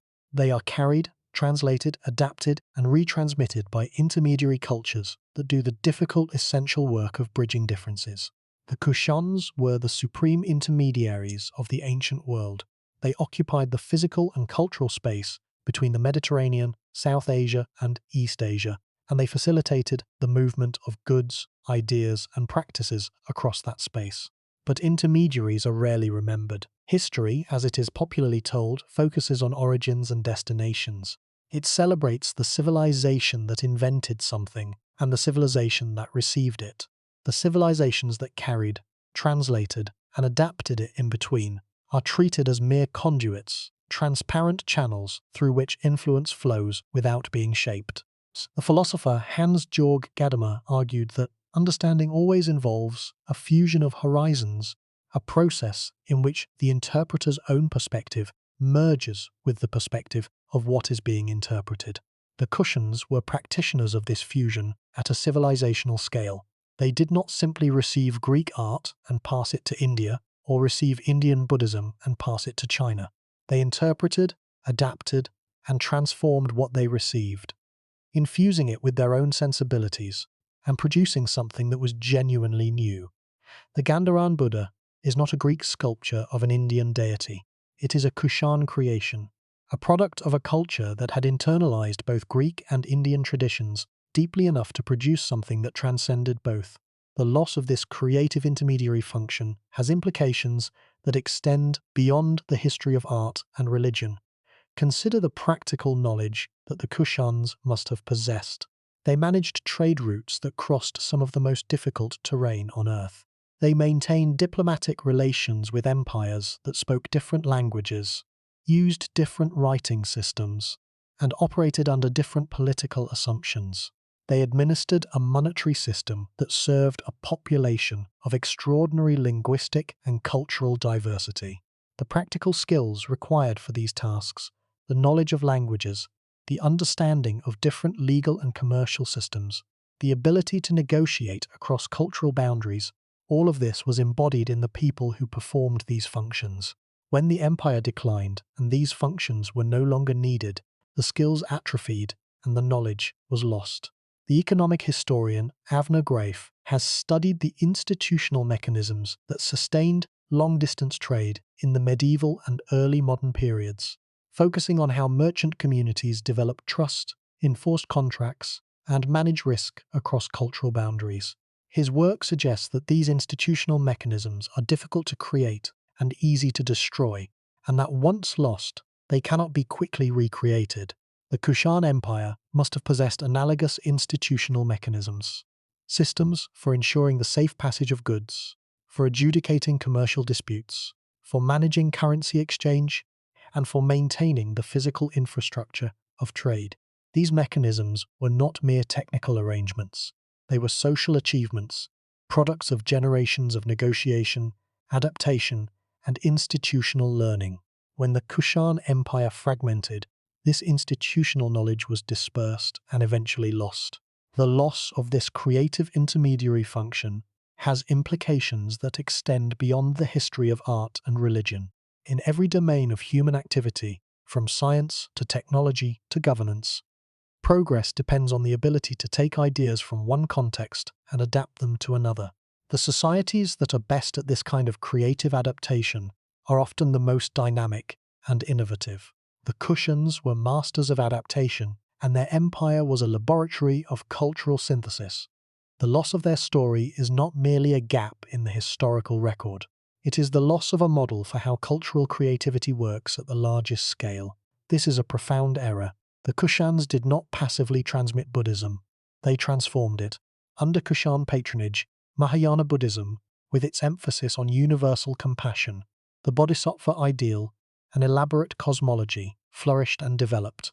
The monastic universities of the Kushan world trained generations of scholars who produced commentaries, translations, and new philosophical works.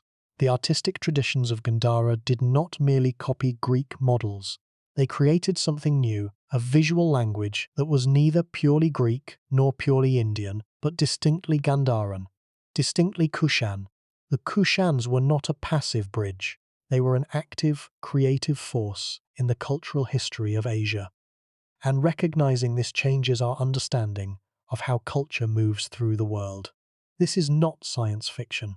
This is the documented reality of how one of the world's great religions traveled from its homeland in India to become the dominant spiritual tradition of East Asia, and the empire that facilitated that journey has been largely erased from the account. The fragility of cultural memory is not limited to the Kushans. Throughout history, knowledge has been lost, often permanently, when the institutions that sustained it collapsed. The ancient Romans developed a form of concrete that allowed them to build structures of extraordinary durability. The Pantheon in Rome, built in the early 2nd century of the Common Era, has a dome that remains the largest unreinforced concrete dome in the world. The formula for Roman concrete was lost after the fall of the Western Roman Empire, and was not rediscovered until modern materials scientists began analyzing ancient samples. For over 1,000 years, the knowledge of how to make concrete that could set underwater and resist cracking was simply gone. The loss of Roman concrete is a particularly vivid example because the knowledge was not merely forgotten, it was actively discarded. The societies that followed the fall of Rome did not value the technology that had produced the Pantheon's dome. They had different priorities, different construction methods, different aesthetic sensibilities.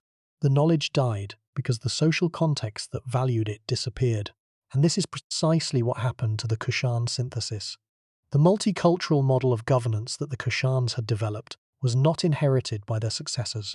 The Sasanians who took over the western Kushan territories were Zoroastrian imperialists who had little interest in preserving the pluralistic traditions of the Kushans. The Gupta rulers who absorbed the Indian Kushan territories were Hindu kings whose cultural self-presentation drew on different traditions. The Kushan model of multicultural, multi-religious governance died with the empire, not because it was inferior, but because the successor states operated under different ideological assumptions. The ancient Egyptians cut and transported stone blocks weighing dozens of tons with a precision that modern engineers find difficult to replicate. The techniques they used are still debated. The knowledge was not written down in a form that survived, or if it was, those records have been lost. The Maya of Central America developed a mathematical system that included the concept of zero, independently of the Indian mathematicians who are usually credited with this innovation. When the Maya civilization declined and its writing system fell out of use, that mathematical knowledge was preserved only in the few codices that survived the Spanish colonial period's destruction of Maya books. Each of these examples illustrates the same principle. Knowledge is not stored in some abstract, permanent repository. It is embodied in people, in institutions, in practices, and in physical objects. When the people die, when the institutions collapse, when the practices are discontinued, and when the objects decay or are destroyed, the knowledge disappears. It does not go into some cosmic hive. It is simply gone. The Kushans experienced all of these forms of loss simultaneously. Their administrative class, the bureaucrats and scribes who managed the empire, dispersed when the empire fragmented. Their monastic institutions, which had been repositories of learning as well as religious practice, lost their royal patronage and gradually declined.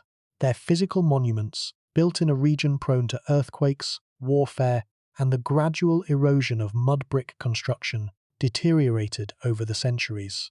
And their writing, in Bactrian using Greek letters, fell out of use as the political and cultural context that had sustained it changed.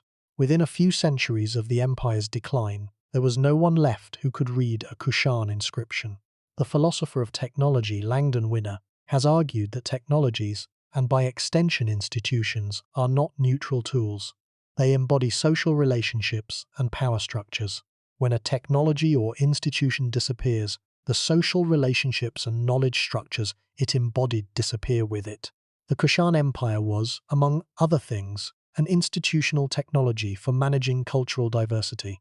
It had developed mechanisms for governing a population that included speakers of multiple languages, practitioners of multiple religions, and communities with distinct customs and social structures. When the empire disappeared, those mechanisms were lost. The later states that occupied the same territory did not inherit the Kushan model of multicultural governance.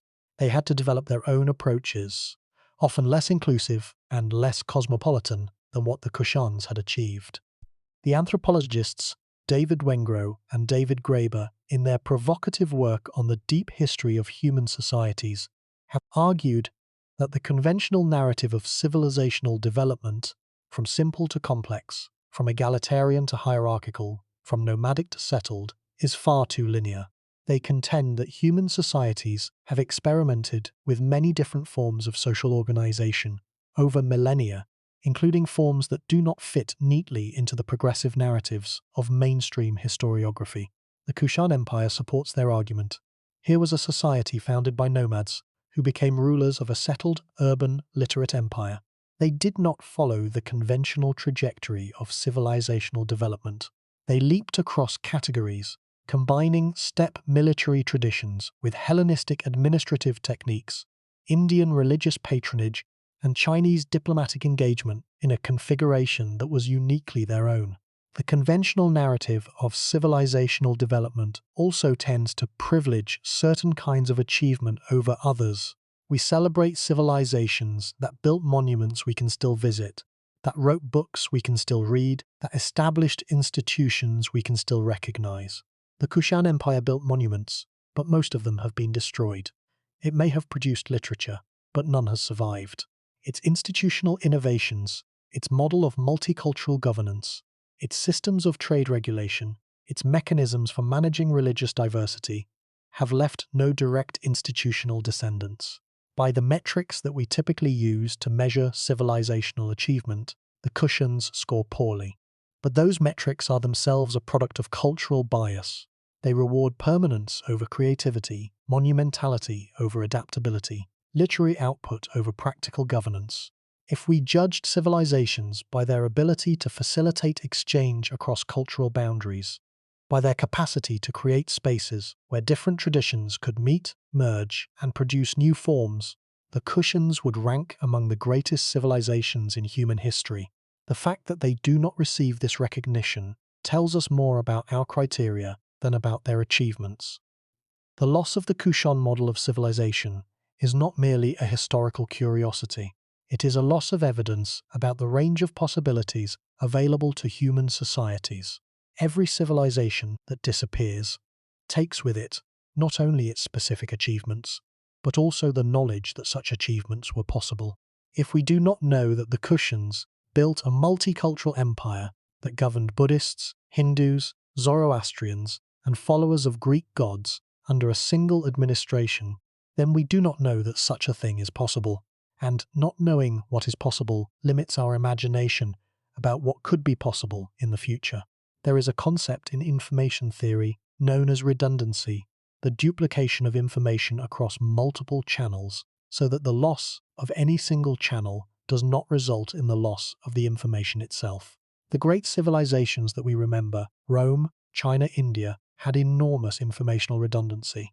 Their histories were recorded in multiple texts, in multiple languages, by multiple authors, and copies of those texts were distributed across many locations. The loss of any single library, any single archive, any single city did not eliminate the record. The Kushans lacked this redundancy. Their history was recorded by others, not by themselves, and the records made by others were brief, incomplete, and scattered across multiple unrelated literary traditions. When the physical evidence, the coins, the inscriptions, the sculptures, was damaged or destroyed, there was no textual backup to fill the gaps. The information was simply lost. The contrast with Rome is stark.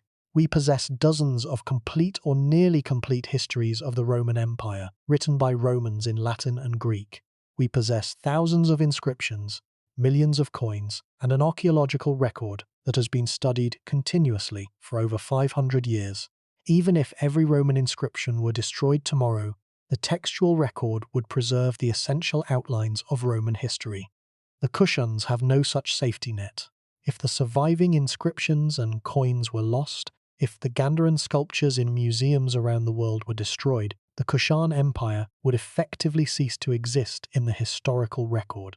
It would become a rumour, a shadow, a name mentioned in passing in Chinese and Roman sources, with no material evidence to give it substance. The deeper truth about the Kushans is that their forgetting is not a passive process. It is an active impoverishment of our collective understanding. Every civilization that is erased from memory narrows the range of models available to us. Every empire that is forgotten takes with it lessons about governance, cultural exchange, artistic innovation, and the management of diversity. The Kushans were not merely one of many ancient empires. They were a unique experiment in connecting civilizations, and their disappearance from popular memory means that the lessons of that experiment have been largely lost. There is a further dimension to this loss that bears examination. The Kushan Empire was, in a sense, an argument against the notion that civilizations are monolithic, self-contained units. The Kushans were not Greek, not Indian, not Chinese, not Iranian. They were all of these things, and none of them. They were a civilization that existed in the spaces between other civilizations, drawing on all of them and belonging exclusively to none.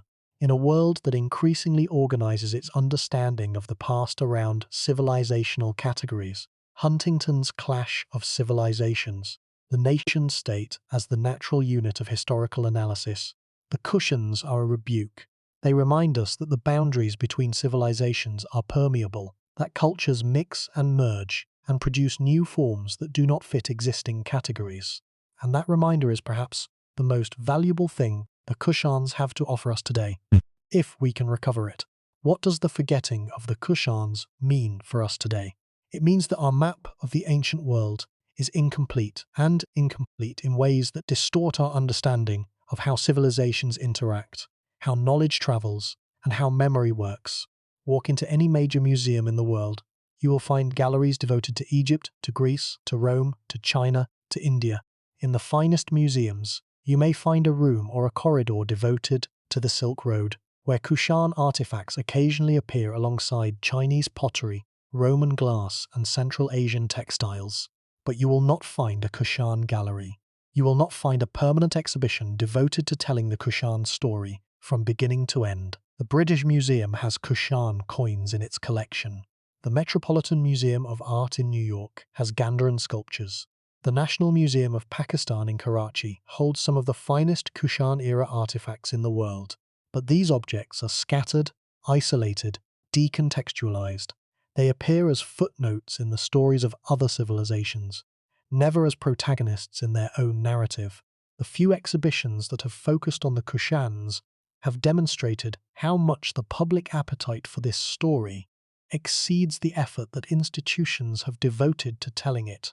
In 2008, the British Museum staged an exhibition called Gandhara, The Memory of Afghanistan, which included many Kushan-era artifacts. The exhibition drew significant attention and critical praise.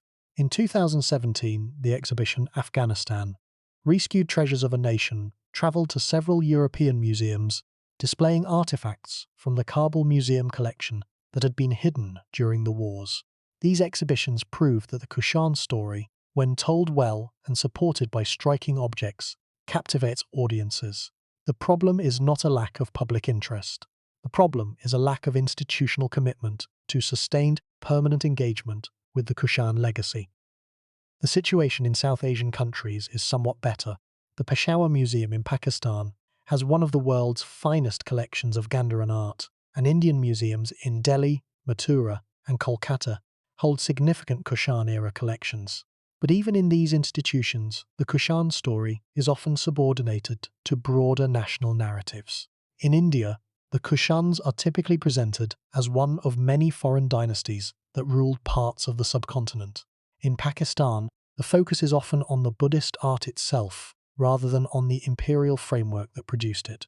The Kushans fall through the cracks even in the museums of the countries they once ruled. This is not merely a failure of museum curation, it is a failure of imagination.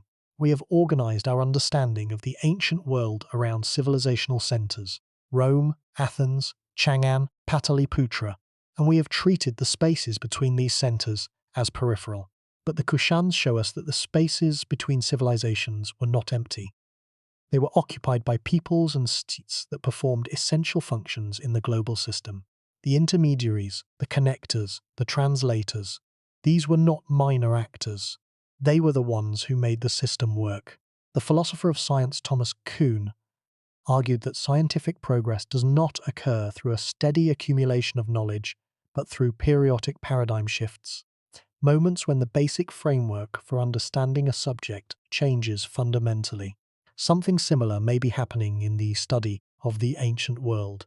The old paradigm, in which civilizations are treated as self-contained units that occasionally interact, is giving way to a new paradigm in which connectivity, exchange, and hybridization are seen as the primary drivers of historical change. The Kushans are central to this new paradigm. They are evidence that the ancient world was far more interconnected than the old model suggested, and that the civilizations we study in isolation were in fact deeply dependent on networks of exchange that linked them to distant partners. The historian Jerry Bentley, whose work on cross-cultural encounters in the pre-modern world did much to promote the study of civilizational interaction, placed the Kushans at the center of what he called the Silk Roads complex, the network of overland and maritime routes that connected the civilizations of the Eastern Hemisphere. Bentley argued that understanding the Silk Roads complex requires moving beyond the perspectives of any single civilization and adopting a genuinely global viewpoint. The Kushans, who existed at the intersection of three civilizational spheres, are the natural starting point for this kind of analysis. But Bentley's approach remains more influential among specialists than in the general public's understanding of the ancient world.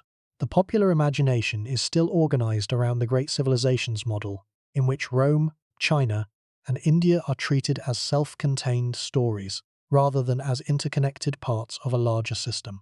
The historian Peter Frankopan, in his best-selling book on the Silk Roads, devoted significant attention to the Kushan Empire and the role it played in connecting the ancient world.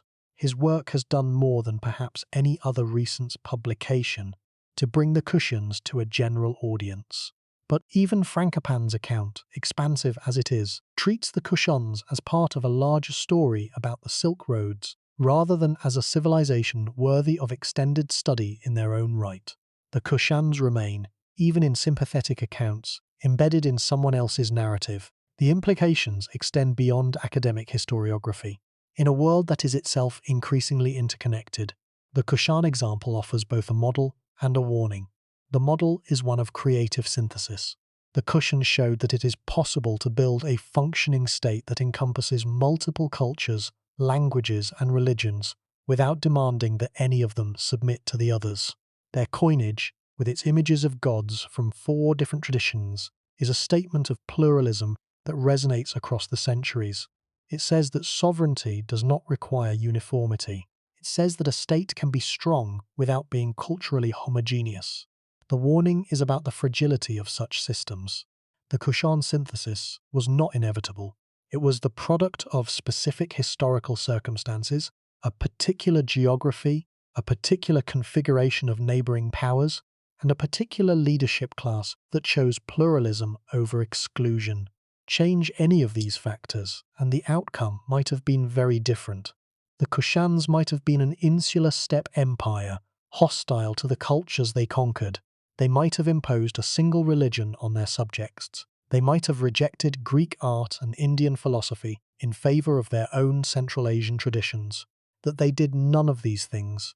That they chose instead to embrace and synthesize the traditions of 3 civilizations, was a political and cultural achievement of the highest order, and like all such achievements, it required constant effort to maintain. The Kushan model of multicultural governance depended on specific conditions, trade revenues, military strength, and a political culture that valued inclusivity over exclusion. When those conditions changed, the model collapsed. The multicultural synthesis of the Kushan period did not automatically perpetuate itself. It required active maintenance, ongoing investment, and a political leadership that was committed to pluralism as a governing principle. When that leadership faltered and those investments dried up, the synthesis unraveled. There is also a lesson about the nature of historical memory itself. We tend to assume that the past is fixed, that what happened happened, and that our task as historians is simply to recover and record it. But the Kushan case shows that historical memory is constructed, not found. The civilizations we remember are the ones whose stories have been told and retold, preserved in texts, taught in schools, and embedded in cultural traditions. The civilizations we forget are the ones whose stories were not preserved, not because they were unimportant, but because the mechanisms of preservation failed.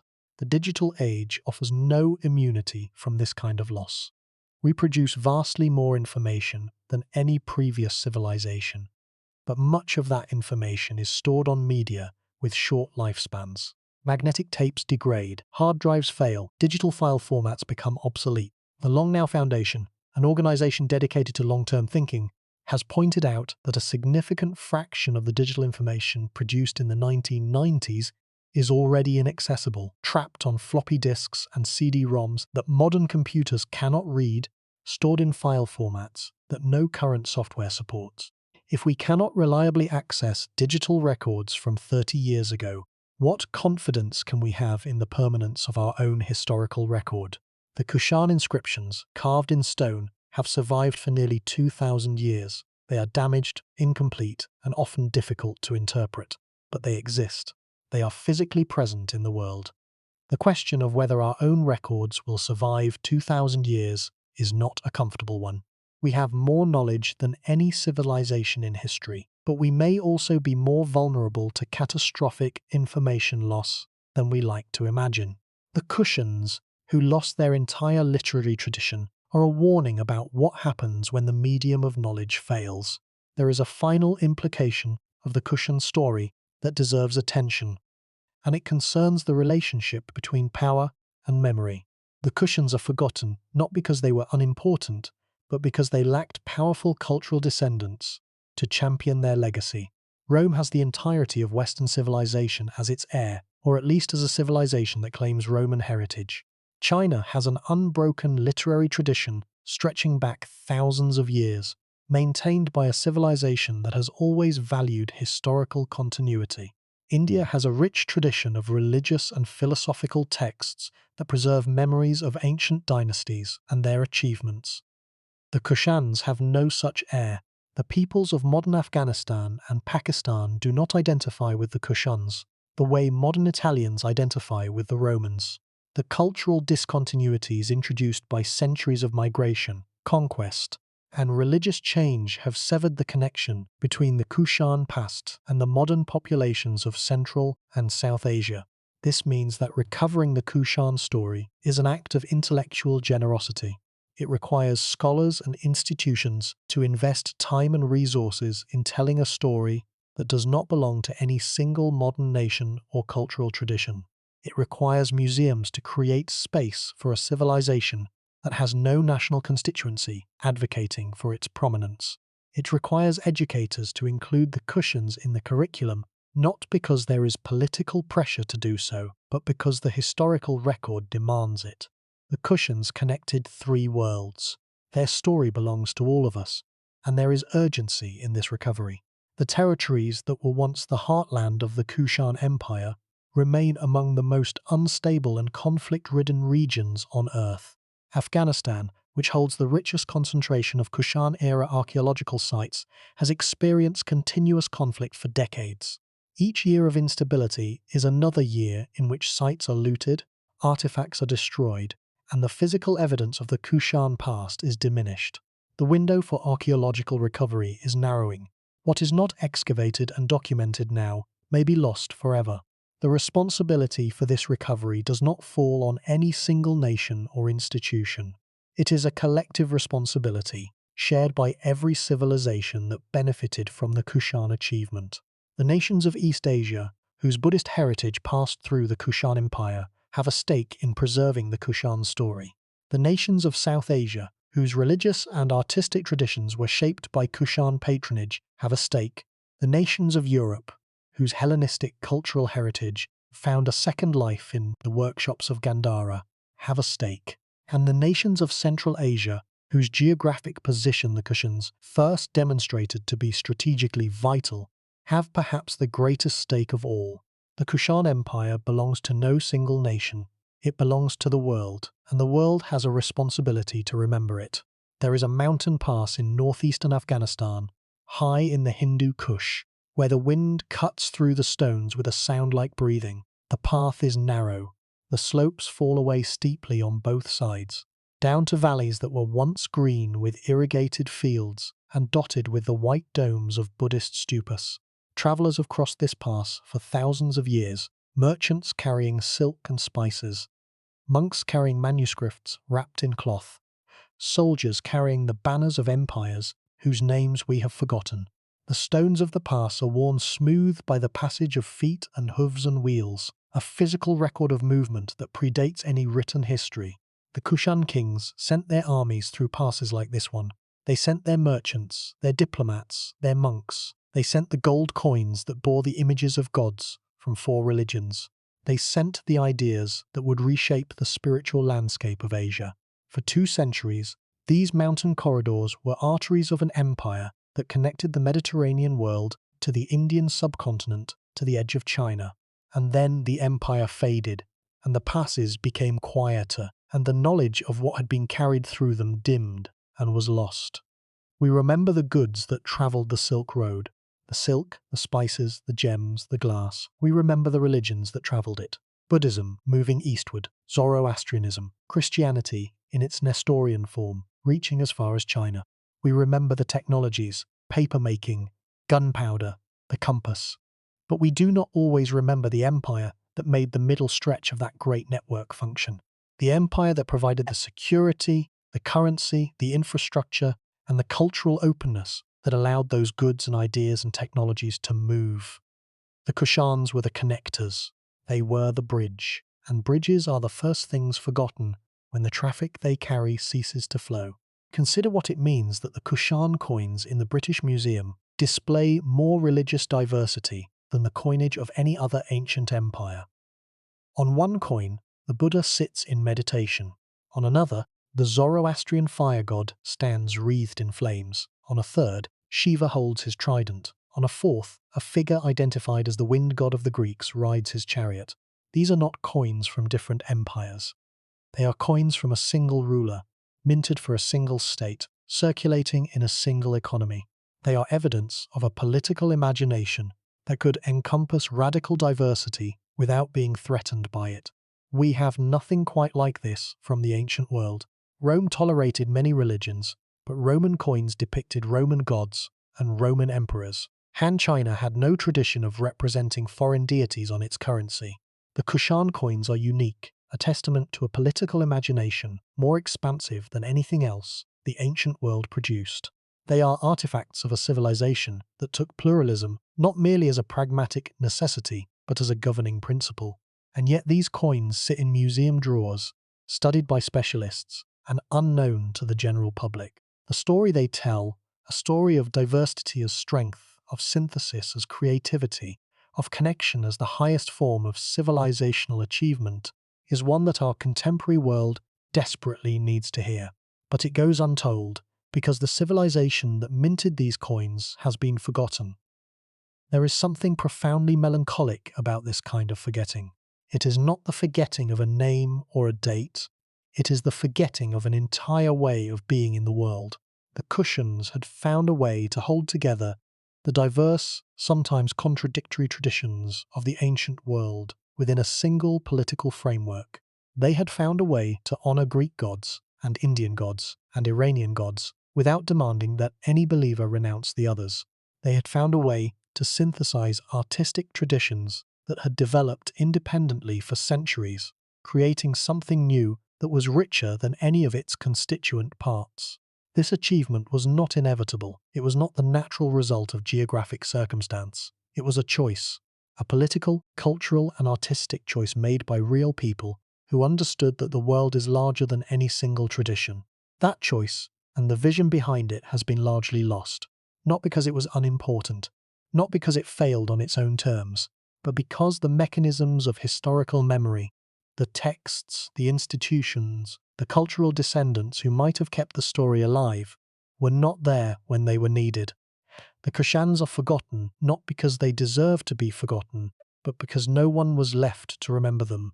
When we look at a Gandharan sculpture of the Buddha, with its Greek-influenced curls and its Indian meditative composure, we are looking at the physical residue of a cultural synthesis that occurred under Kushan patronage. When we visit a Buddhist temple in Japan or Korea or China and see the serene face of the Amida Buddha, we are seeing, at many removes, the descendants of artistic choices made in the workshops of Peshawar and Taxila under the rule of Kanishka. When we trace the Silk Road on a map and marvel at the distances covered by ancient traders, we should pause at the center of that map, at the territory that was once the Kushan Empire, and acknowledge that it was here, in these mountains and valleys and river plains, that the threads of the ancient world were gathered and woven together. The Kushan Empire is a story about what it means to connect, to take the separate strands of human civilization and weave them into something larger. The Romans were builders, the Chinese were administrators, the Indians were philosophers, the Kushans were weavers. They took the gold of Rome, the silk of China, the wisdom of India, and the traditions of their own steppe homeland, and they created a fabric that was stronger and more beautiful than any single thread. That fabric has frayed. The empire that wove it is gone. The language in which its kings proclaimed their sovereignty is dead. The cities where its merchants traded are buried under centuries of dust and rubble, but the threads remain, woven into the cultures of Asia, embedded in the faces of Buddhist sculptures, encoded in the patterns of trade that still connect the peoples of this vast continent. We cannot bring the Kushan Empire back. We cannot recover the voices of its kings and merchants and monks and farmers. We cannot read the letters they wrote on birch bark and palm leaf, because those letters have crumbled to nothing. But we can remember that they existed. We can recognize that the world we inhabit today, with its interconnected economies, its multicultural cities, its global networks of cultural exchange, has a precedent that is nearly 2,000 years old. We can acknowledge that the problems of cross-cultural governance and the opportunities of civilizational synthesis that we face today are not new. They were faced, and for a time successfully navigated, by an empire that most of us have never heard of. The wind still blows through the mountain passes of the Hindu Kush. The stones are still worn smooth by the passage of centuries, and somewhere beneath those stones, beneath the dust and the rubble and the layers of forgotten time, the foundations of the Kushan world still rest, silent, unvisited, waiting for the moment when someone stops, looks down, and wonders what once stood here and why no one remembers. The Kushan Empire is not a ruin to be mourned. It is a mirror to be consulted. In its rise, we see the possibility that civilizations can be built by outsiders, by nomads and migrants, who bring their own strengths to the places they settle and create something new from the combination. In its flourishing, we see the possibility that diversity can be a source of creativity rather than conflict, that a state can thrive precisely because it refuses to demand uniformity. In its decline, we see the vulnerability of complex systems that depend on conditions they cannot control. And in its forgetting, we see the fragility of memory itself, the terrible ease with which even the most significant achievements can be erased when no one takes responsibility for preserving them. Perhaps the most important thing the Kushans teach us is that connection is an achievement, not a given. The routes that linked Rome to China to India did not maintain themselves. They required investment, security, diplomacy, and a political culture that valued exchange over isolation. The Kushans provided all of these things for 2 centuries. When they could no longer do so, the connections frayed, and the world became a smaller, poorer, less interesting place. The answer to that question is the answer to a larger question, one that every civilization, every society, every gathering of human beings who build something together must eventually confront. Not whether it will endure, for none of them do, but whether anyone will remember that it tried.